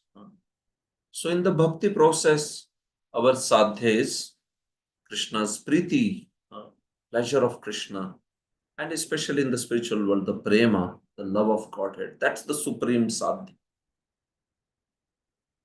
And the process for that is the prema bhakti, the raganuga bhakti that Chaitanya Mahaprabhu taught.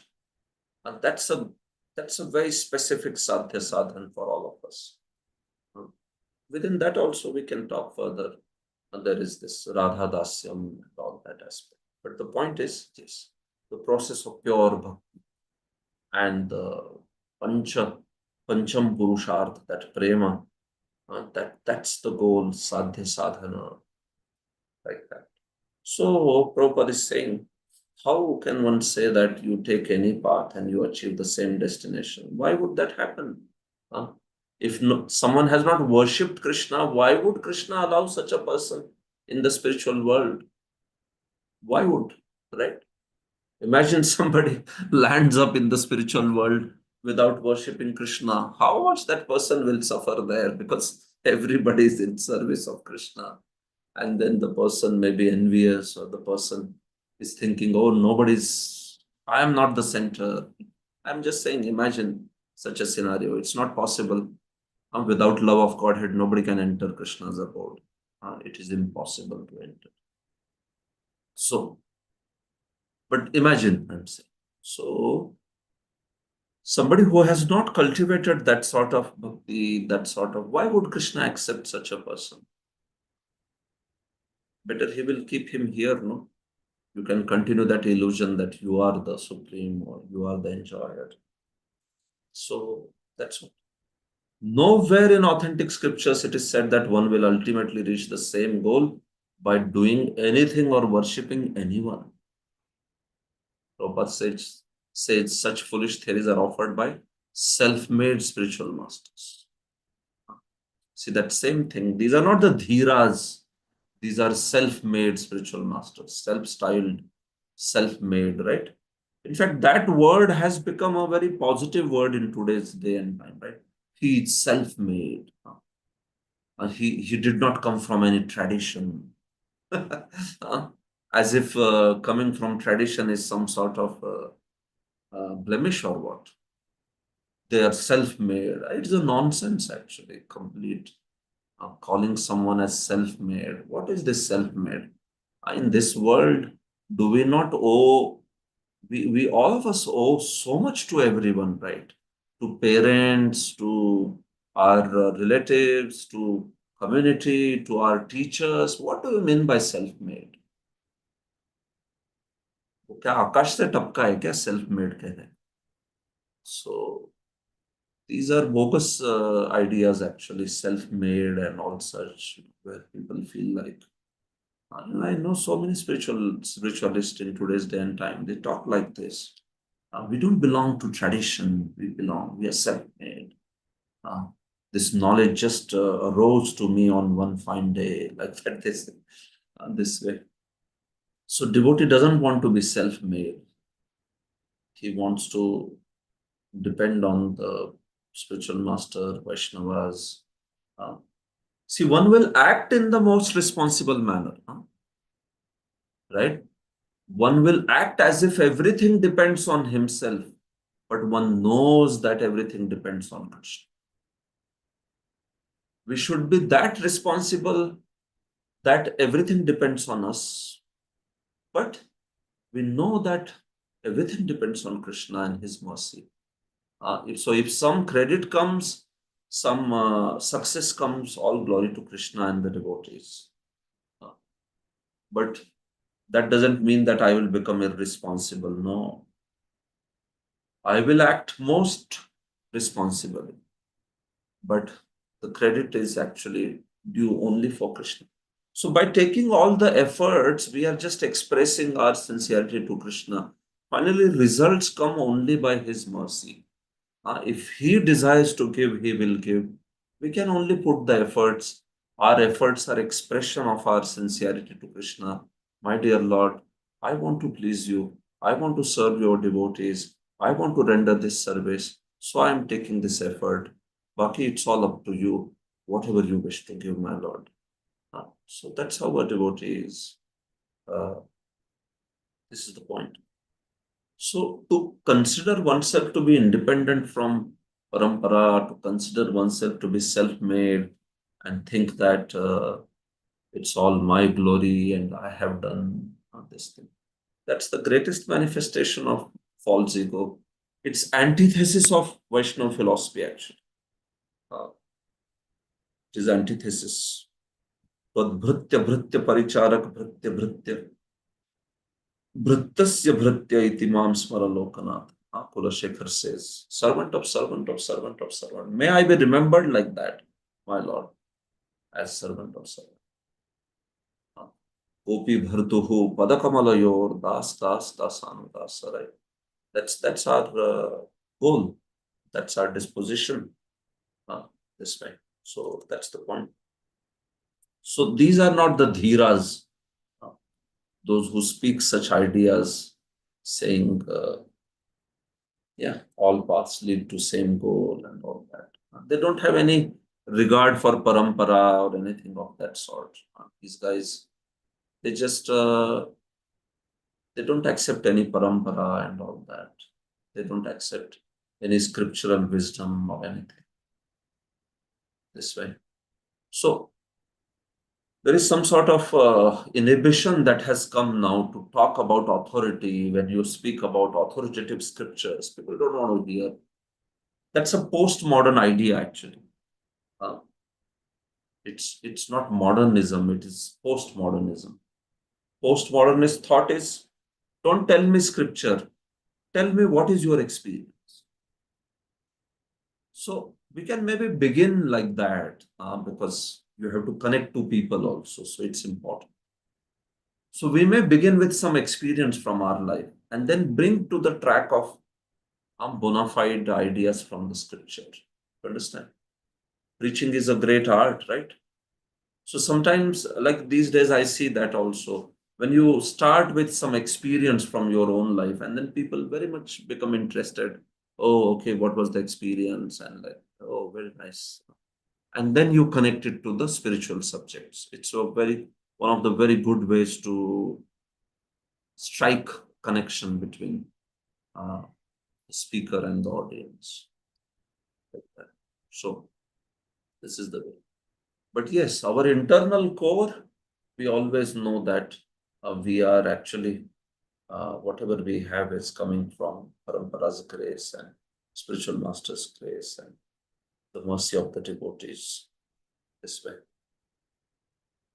So this is how it is. In fact, Krishna, Prabhupada gives a nice argument from Bhagavad Gita also, that when Krishna says, Arjuna, I'm revealing this knowledge to you because you are my friend and devotee. So Krishna is also telling very clearly, right? That being his friend and devotee, that's the way to understand Gita. Right? Saivayam maya tedya yoga prokta puratana bhaktosi ve sakha cheti rahasyam hetu. Krishna says that. Bhaktosi me sakha cheti. You are my sakha, you are my bhakta. That's why you are able to understand this rahasya. So this also means that only one who follows the path of Arjuna can understand the Bhagavad Gita this way. So Prabhupada continues this theme that different paths leading to different goals. So now there are so many interpreters, translators, and they give all their own ideas, right? My Gita, right? They will say my Gita, as if Gita is their book. In India also, one very crazy speculator is there on this in this realm who speaks so much about ideas by writing like my Gita and this and that. See, Prabhupada would say at least you want to write your own ideas. Don't take Krishna's book, Bhagavad Gita. That book has a credibility. You want to use Krishna's credibility and exude your ideas. It's not a gentleman's way, no. Take Gita and then give your own ideas. What sort of things? Prabhupada would say it's making Krishna a scapegoat. You are making Krishna a scapegoat. You understand scapegoat? बलि का बकरा बना रहे कृष्ण. अब बकरा बना दिया Krishna. Because you are speaking your idea, but then you took Krishna's book. So now everybody feels it's Gita, Gita, so they take it. But after they open it, then your ideas they are listening. So Prabhupada would say, at least have some decency and don't put words in Krishna's mouth. Don't take Krishna's book and write like that. Write your own book. Write your own book. Say my realizations and see how many people want to listen to it. Right? Why say Gita? Why say Bhagavad or Gita or whatever? This way, right? So this is the point. So later, Prabhupada speaks about how Arjuna is an example of Sambhava by worship of the supreme cause. Prabhupada says that, sorry, I just clicked on that. Yes. So you see, Prabhupada talks about how Bhagavad Gita, Arjuna gives this example of Arjuna becomes the example of worshipping Lord, who is Sambhava, who is the supreme. So for that purpose, Prabhupada first puts these verses such as Aham Sarvasya Prabhavo, Mattah Sarvam Pravartate. The words Sarvasya Prabhavaha indicate that Krishna is the creator of everyone. So he's speaking that word Sambhava, how Krishna is the supreme source, Krishna is independent Lord.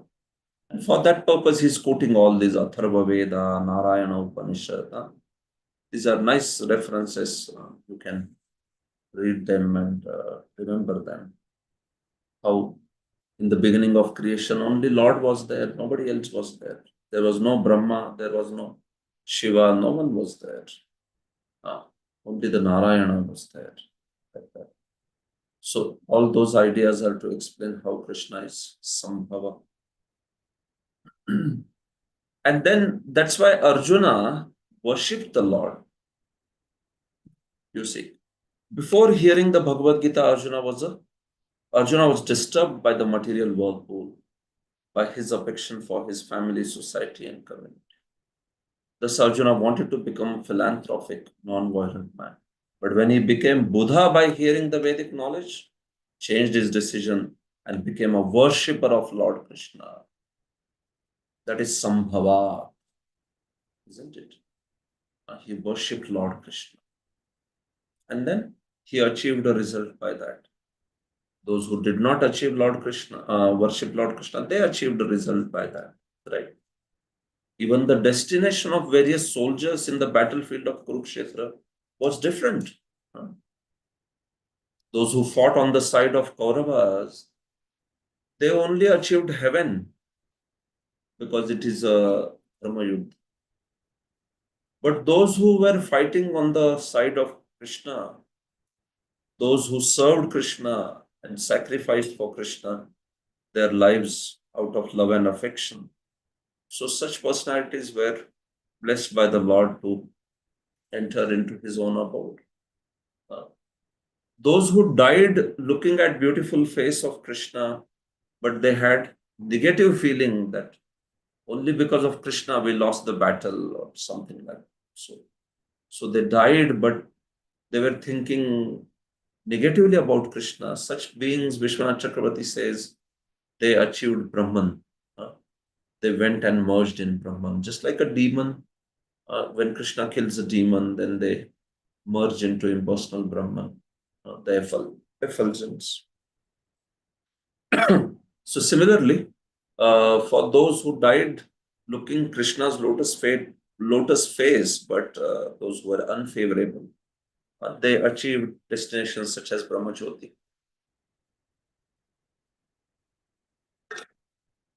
Those who looked at Krishna and they felt great love, naturally they achieved Krishna's abode. So like that we see a different destination. Sambhava, by worshipping the Lord, you achieve one destination. And by not worshipping the Supreme Lord, you achieve another destination. Isn't it? Prabhupada continues that Sambhuta or Sambhava, it's the source of birth and sustenance as well as the reservoir that remains after annihilation. So Bhagavatam also begins with this Janma Dyasya Yataha. It's the source of everything, like that.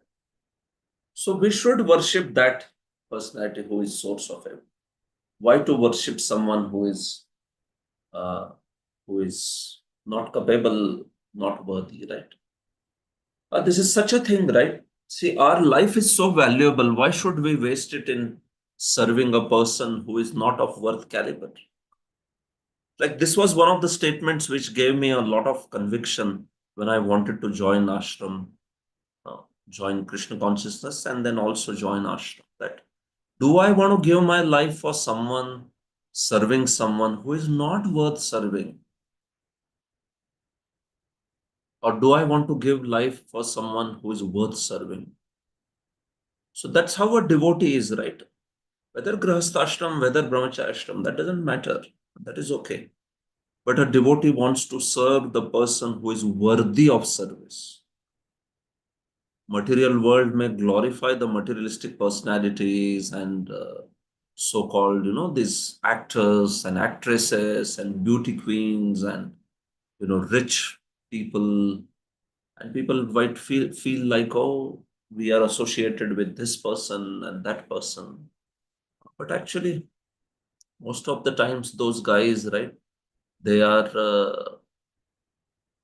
they may be humans with so many frailties and so many anarthas. They have their own struggles and uh, vices, all of that.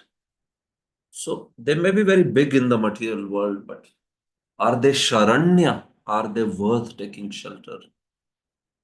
Krishna is the person who is worth taking shelter. He is the one who uh,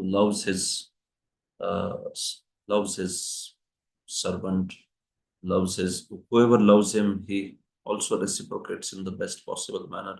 So what I meant to say is, it said, "Don't throw pearls to a swine." You have heard this English phrase. Don't throw pearls to a swine. Swine is a pig.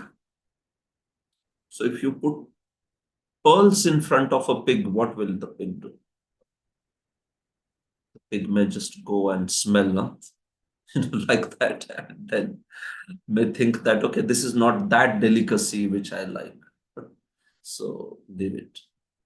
Similarly, No, our heart, our existence is like pearls.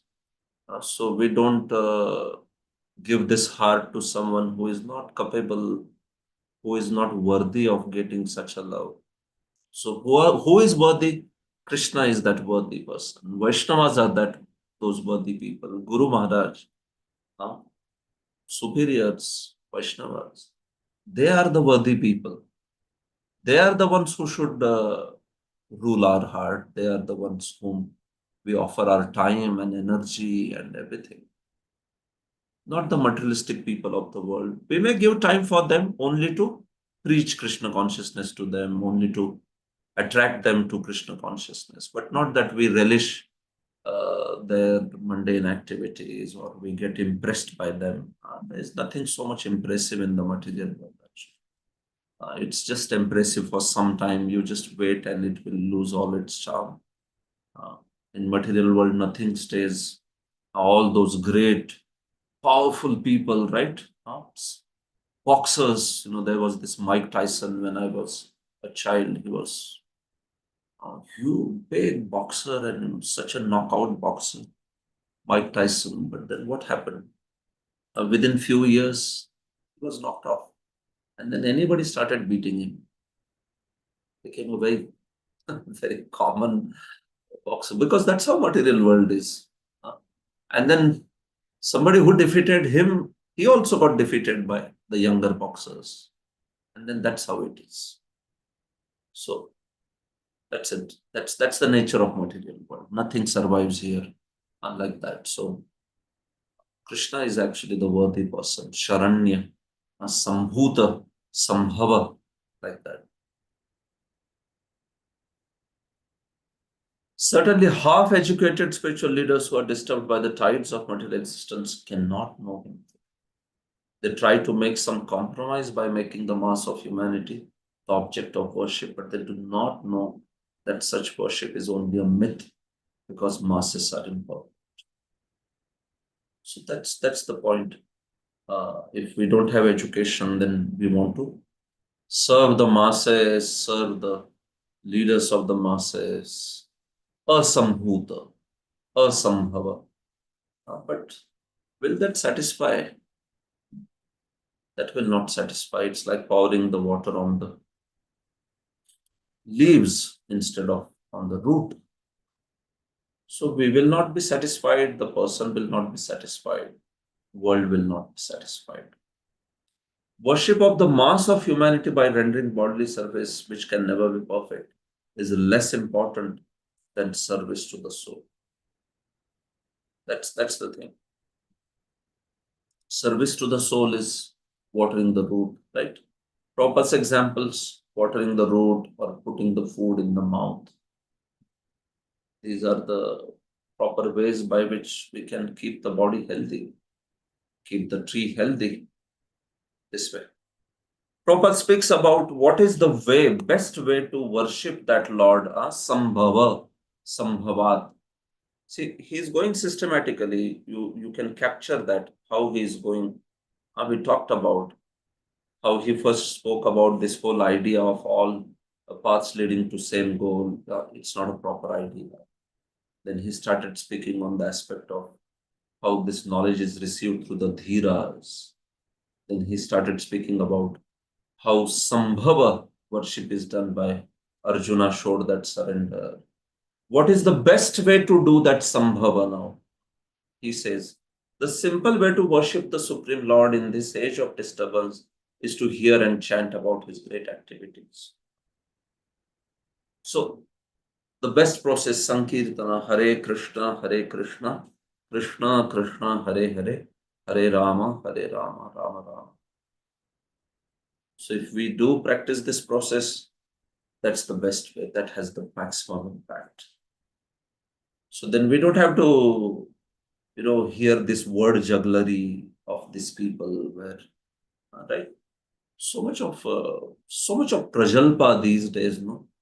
You see this entire, you are fortunate if you are not influenced by that social media or you are not into that. But it's just so rampant these days. Even if you don't want it, it just keeps on coming to you through some sources. So it is such a prajalpa everywhere. People speaking. At least previously people were speaking to their own people in their own places. Now everybody is on that common platform, internet and Instagram, and they're just uploading, right, everything. Now 5, 5, 6 hours. Sometimes when I'm going in train, I see the person sitting next to me 6 hours, 8 hours. He's watching the video. So finally, with compassion, I will speak to him something. I'll say, now you watched a lot of videos. Now shut it off. Listen to me. I have something to say. And then the boy will listen. And then sometimes he's inspired to chant or like that. So if we have taste for hearing kirtanas or hearing Krishna Katha, then we will be saved from this attraction for mundane sound vibration. Otherwise, it's very influential. It will be very, very influential. This way. Instead of hearing of the activities of Lord Krishna, such pseudo-spiritual masters advertise themselves by inducing their followers to sing about them. Prabhupada is saying all these guys who don't worship the Supreme Lord, but rather they say, I am God, or they are accept people as God, and in this way they are making them to sing about them. So this is asambhava worship, like that. So instead of hearing about Krishna, they are hearing about their own glory, or they are hearing about some mundane subject matter. And when you worship the Lord, you do sambhavat by the process of kirtanam, shravanam. Then you see the Lord's inner direction cleanses the devotee's heart. So what's the effect is both. Shranvata swakatham Krishna, Shravana Kirtana. What's that? Shranvatam swakatha Krishna, Punya Shravana Kirtana, Pradhyantasto Hyabhadrane Vidhunoti Suretsata. This is first canto, second chapter. So, Krishna from the within the heart will remove the contamination. So, whatever little bit contamination that we have, that will also be removed if we focus on that process of chanting and hearing. So that's the gist of Prabhupada speaking here, that we give up our attachment for mundane sound vibration and we become more and more connected to the transcendental sound vibration. Then you see that our heart will be completely purified. So Bhakti has that power. Bhakti can purify everyone. Kirat, Hunandra, Pulinda, Pulkasha, right? All sorts of whatever lower birth one may have, Bhakti has that power by which one can purify. So Prabhupada is going very nicely. What is Sambhava? Arjuna as the example of Sambhava. And then what is the process to do that Sambhava? What is the effect of that Sambhava? Like that he is saying, talking about.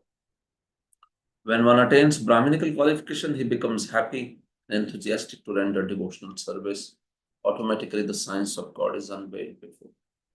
So that's why this is a gradual process. One can cultivate Brahminical qualifications, render service, and then in this way one becomes qualified to go back home, back to Godhead, which is the result of Sambhava, while the result of Asambhava is the mundane results. Hare Krishna. So that completes this verse also. So I think we have completed 2 hours and we have completed 2 verses. So maybe I'll take the 3rd verse in the next session. Half an hour I'll take. And that session, if I need it, I can extend it. But I think it's late today, so we can stop here. The verse number 12, I will take in next session in the beginning, half an hour. And then rest of the verses, yeah, still we can finish in 2 hours. It's okay, that section is not so much of discussion. Okay, so I hope all of you are okay with that. If you have any question, you may ask now, or we can part of for today. Any questions? Anyone has any comments or questions? Did you get this? Get these two verses clearly?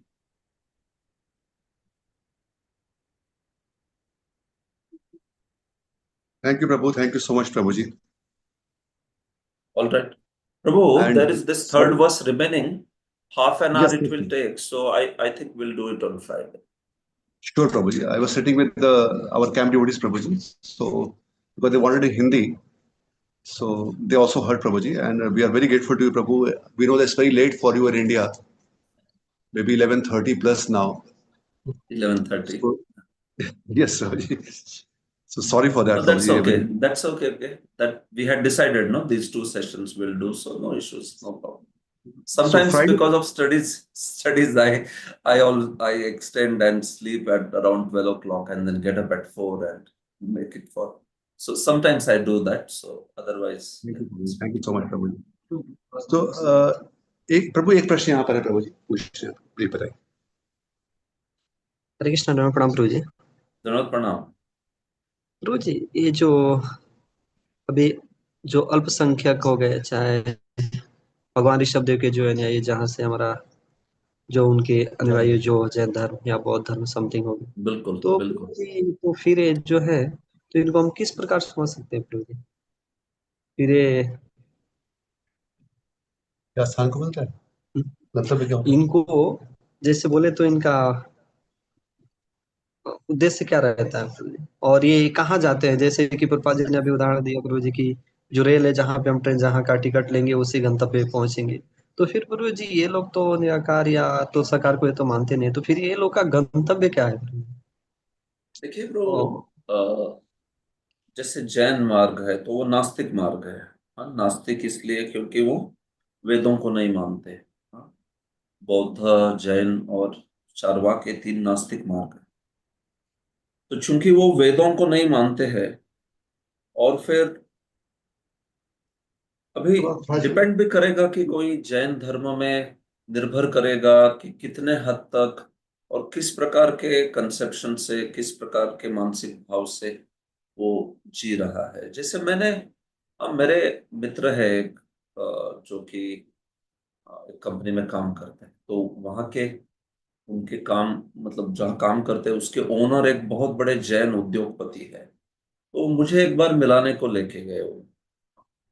तो फिर हालांकि वो नास्तिक मार्ग के हैं जैन, और उनकी बहुत सारी गलत धारणाएं होती है कृष्ण के प्रति भी, लेकिन अच्छे से बात की हमने, मैंने भी अच्छे से बात की, कुछ कनेक्ट करने के लिए भौतिक विषय पे भी पहले बात की, इंजीनियरिंग पे कुछ बातें कर रहे थे हम, ये वो, तो ऐसे। तो उसके पश्चात मैंने देखा कि हालांकि वो जैन थे, लेकिन उनको जो जैनिज्म में जो चीजें बोली जाती है कृष्ण के बारे में और जो कुछ गलत धारणाएं हैं उनकी, कि कृष्ण भी कर्म के फेरे में फंस गए, कृष्ण कर्म के कारण, बड़े मतलब विचित्र विचार है उनके। तो ये व्यक्ति को कुछ मालूम नहीं था कि वो ऐसा कुछ उसको आइडिया नहीं।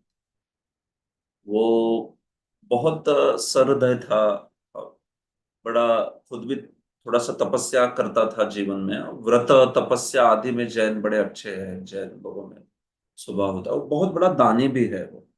तो काफी मतलब सात्विक व्यक्ति थी वो। अ, तो सात्विक व्यक्ति थी, लेकिन उसको बस इतना ही मालूम था कि जैन लोग वेद आदि पढ़ते नहीं है। तो उसको ज्यादा आइडिया नहीं थी उसके अपने इसके बारे में। तो जब मैं कृष्ण के बारे में वगैरह बोला तो हाँ बोला, मैं भी जाता हूँ कृष्ण मंदिर में, मैं भगवान का सबका सम्मान करता हूँ, कृष्ण भगवान के सामने माथा टेकता हूँ, तो मुझे बहुत अच्छे लगता है। बोले कृष्ण ऐसे। तो देखो, मतलब मैं कहना ये चाहता हूँ कि उसमें भी जैन मार्ग का कोई अनुयायी हो, लेकिन उसकी धारा क्या है, विचारधारा, ये भी देखना पड़ेगा। तो कई प्रारंभ में जैन लोगों में के मन में ऐसे विचार थे जहां पे वो कृष्ण को भी कर्म के बंधन में फंसाते हैं, कृष्ण को एक साधारण व्यक्ति समझते हैं कि जो कर्म के बंधन से फंस गया और आज कहीं पे दुख भोग रहा है, इस प्रकार के विचार। तो देखिए, ये विचार जो है बड़े आपराधिक भाव के हैं। तो ऐसे आपराधिक भाव से अगर कोई कृष्ण को देख रहा है या हमारे अर्च विग्रहों को देख रहा है, तो फिर उसको तो उसका दंड मिलेगा निश्चित रूप से, निश्चित रूप से मिलेगा।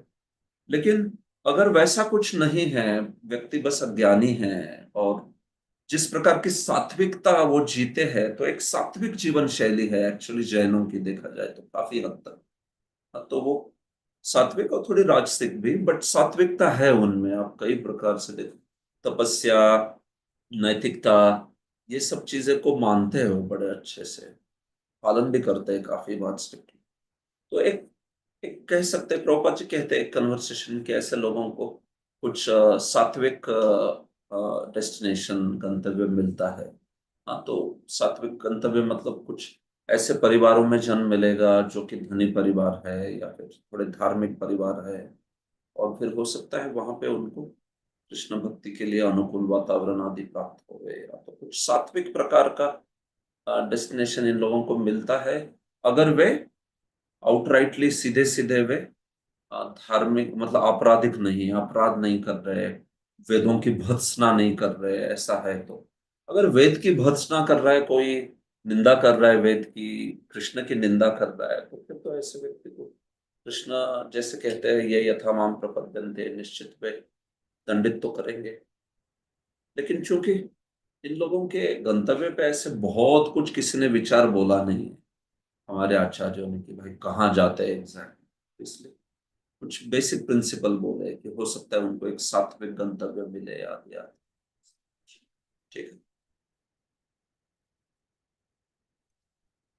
ठीक प्रभु, सुने सुने कि नहीं आंसर? हरे कृष्ण जी प्रभु जी, बहुत बहुत धन्यवाद प्रभु जी। ये थोड़ा मेरा दो और जिज्ञासा, जैसे कि जो ये अल्पसंख्यक है अभी भारत प्लस, तो वो लोग भी तो निराकार मानते हैं और प्लस वो लोग का तो अलग ही है, तो फिर उनका गंतव्य क्या है? किसका इसको हम गंतव्य? किस प्रकार से- जो भी भारतवर्ष में अल्पसंख्यक, जैसे कि ये जो चल रहा है, जैसे कि अपना मुस्लिम या समथिंग जो है, तो ये लोग को किस प्रकार समझ सकते हो? देखो, प्रभुपाद जी कहते हैं, आप प्रभुपाद जी के वेदाभ्यास में ये देखिए कन्वर्सेशन, तो प्रभुपाद जी कहते हैं कि जैसे कोई अगर शुद्ध, एकदम शुद्ध रूप में इस्लाम का पालन करेगा, या शुद्ध रूप में ईसाई धर्म का या यहूदी धर्म का पालन करेगा, जुडाइज्म क्रिश्चियनिटी का, तो प्रभुपाद जी कहते हैं कि ऐसे लोगों को जैसे कि उनके धर्म में बताया है, ईसा मसीहा हो या फिर मोहब्बत हो, पैगंबर हो, ये जो है ऐसे लोगों को डेस्टिनेशन, गंतव्य प्रदान करके वहां से प्रभुपाद जी कहते हैं उनको मार्गदर्शन करके आगे लेके जाएंगे। तो जो भी उन लोगों ने स्थान बोले, जन्नत हो या पैराडाइज हो या जो भी कुछ है, तो प्रभुपाद जी कहेंगे कि, कहते हैं उस कन्वर्सेशन में कि ये लोगों को उन उन धर्म के जो प्रेषित है, मसीहा है, अ, वो जो है उनको वहां से आगे लेके जाए, वैदिक धर्म की ओर अग्रसर बनाएंगे। तो इतनी बात यहाँ तक प्रभुपाद जी ने बोली है, लेकिन चूंकि ये वैदिक प्रणाली के अंदर आते नहीं है ना, तो मैं वही समझा रहा था, क्योंकि ये वैदिक प्रणाली के अंदर आते नहीं, तो इनके गंतव्यों के बारे में वगैरह ऐसा शास्त्र में तो कहीं वर्णन ही नहीं आएगा ना। आप पूरे शास्त्र में इस्लाम, क्रिश्चियनिटी और यहूदी धर्म का कोई भी कहीं वर्णन नहीं आता है। आप भविष्य पुराण में थोड़ा बहुत आता है, लेकिन गंतव्य वगैरह की तो बात ही नहीं। अब उनका क्या विधि है, क्या गंतव्य, इसका तो कोई बात ही नहीं करता।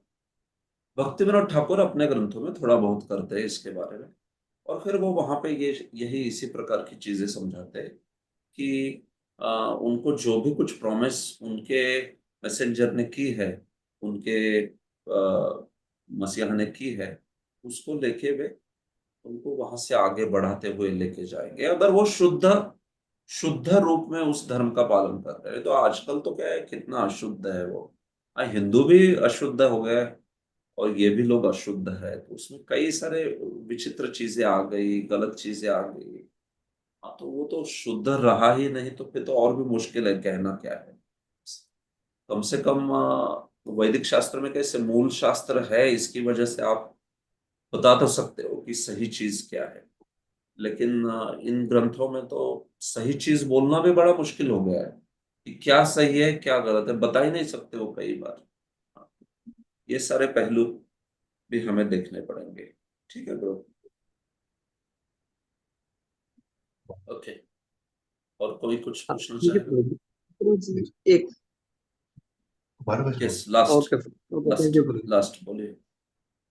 ओके प्रभु जी, आखिरी हमारा इच्छा था, ये जो भी रीति रिवाज जो निकल गए प्रभुपाद जी से, तो ये लोग तो भी प्रभु जी, ये लोग भी तो परंपरा में आते थे, लेकिन किस प्रकार मतलब इनको हम समझ सकते हैं कि वो लोग मतलब इस प्रकार से पुकारे हैं उसको, मतलब ये या कुछ जो नहीं, ये रीति नहीं समझ रिवाज, पाया मैं, प्रश्न नहीं समझ जैसे जो पाया, क्या बोल रहे हैं? प्रभु जी, जैसे जो रीति रिवाज है, तो प्रभुपाद ऋत्विक, जी के तो रीति, ऋ- यस, रीति रिवाज, ऋत्विक, ओके।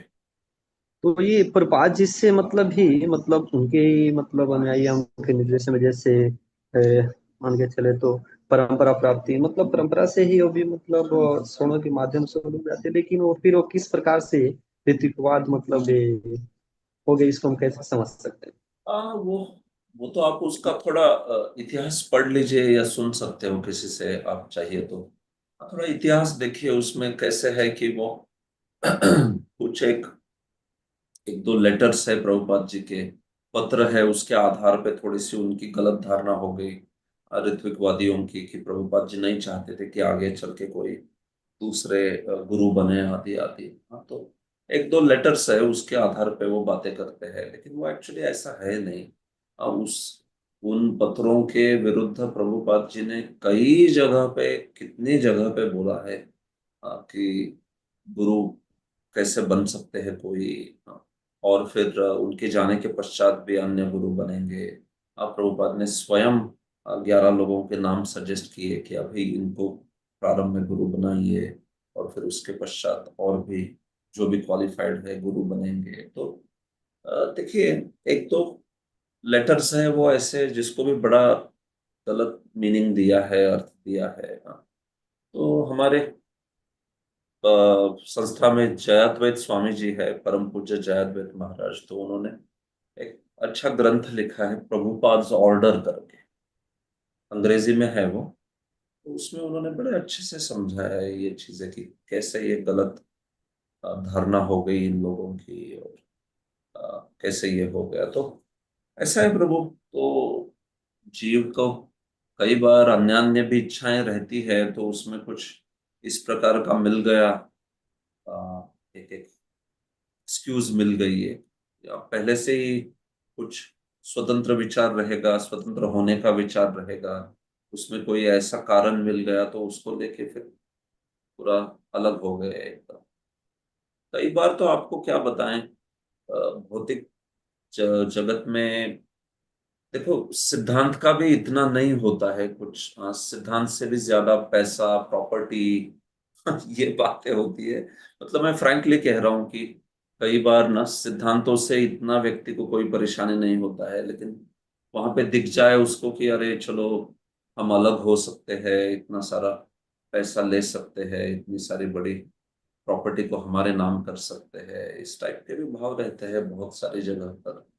तो उसको कुछ फिर दर्शन का भी आधार मिल जाए तो व्यक्ति फिर उसको उठा लेता है। ऐसे तो जहां तक मैंने इन इस केसेस को देखा है और काफी नजदीक से देखा है, उन भक्तों को भी बात की है जो एकदम सीधे सीधे इन भक्तों से लड़ रहे थे, मतलब केस लड़ रहे थे। तो कई बार उन्होंने कहा कि ये दर्शन का इतना विचार है नहीं एक्चुअली, बाकी भी दूसरे उसमें पहलू है, प्रॉपर्टी के पहलू है, और भी कई पहलू है ऐसे। तो ठीक है, दर्शन का भी आप विचार करें तो एक दो लेटर पे आपने पूरा इतना बड़ा जंजाल बना दिया, ऐसे थोड़ी ना होता है। प्रभुपाद जी के तात्पर्य में, प्रभुपाद जी के लेक्चर में सैकड़ों स्टेटमेंट है जहां पर प्रभुपाद जी कहते हैं कि आप गुरु बनना चाहिए, एक शिष्य जो होता है वो बाद में गुरु बनता है, और कैसे हमें दीक्षा के लिए गुरु की जरूरत होती है, एक व्यक्तिशः गुरु की जरूरत होती है। तो ये सब उनको दिखते नहीं है स्टेटमेंट कुछ, तो बस छोटा सा वो लेटर में कुछ तो जो लिखा है उसको लेके अपना चलाते हैं। इसमें प्रभु उद्देश्य की प्रामाणिकता नहीं है, ऐसा देखो। अगर उद्देश्य की प्रामाणिकता हो ना, तो वो इतना कठिन नहीं है समझना कि प्रभुपाद जी क्या चाहते थे। हाँ, प्रभुपाद जी चाहते थे कि उनके पश्चात सारे जो उचित पात्र लोग हैं वो भक्त बने, ये परंपरा गुरु शिष्य की बनी रहे, कई जगह पे बोला है, अखंडित रूप से गुरु शिष्य परंपरा चलनी चाहिए। इसमें सवाल ही नहीं है कि प्रभुपाद जी के बाद कोई गुरु नहीं बन सकता। ये किस प्रकार के, प्रभुपाद जी कैसे गुरु हुए कि वो किसी और को गुरु के पद तक नहीं उठा सकते? हाँ, तो ये तो प्रभुपाद जी की क्षमता पे ही क्या हो गया है। प्रभुपाद जी ऐसे गुरु है कि वो एक म्लेच्छ और यमन को उठा के महाभागवत के स्तर पे लेके जा सकते हैं। तो वो प्रभुपाद जी की ताकत है। प्रभुपाद जी कोई साधारण व्यक्ति है क्या? तो ऐसे कह देना कि प्रभुपाद जी के बाद कोई गुरु ही नहीं बन सकता, तो ये तो प्रभुपाद जी की क्षमता पे ही लांछन लगा देना। इसलिए ये ठीक नहीं है बिल्कुल। ओके प्रभु। ओके, धन्यवाद प्रभु जी। हरे कृष्ण। हरे कृष्णा। चलिए मिलते हैं फ्राइडे। थैंक यू प्रभु जी। थैंक यू प्रभु जी। हम सब मिलकर आपका धन्यवाद करते हैं प्रभु जी, भगवान के नाम का आश्रय करके। हरे कृष्ण हरे कृष्ण कृष्ण हरे राम राम राम हरे हरे। वांछा श्रील प्रभुपाद की जय। श्री शोभनिषद की जय। जय। थैंक यू हरे प्रभु। कृष्ण। Thank you.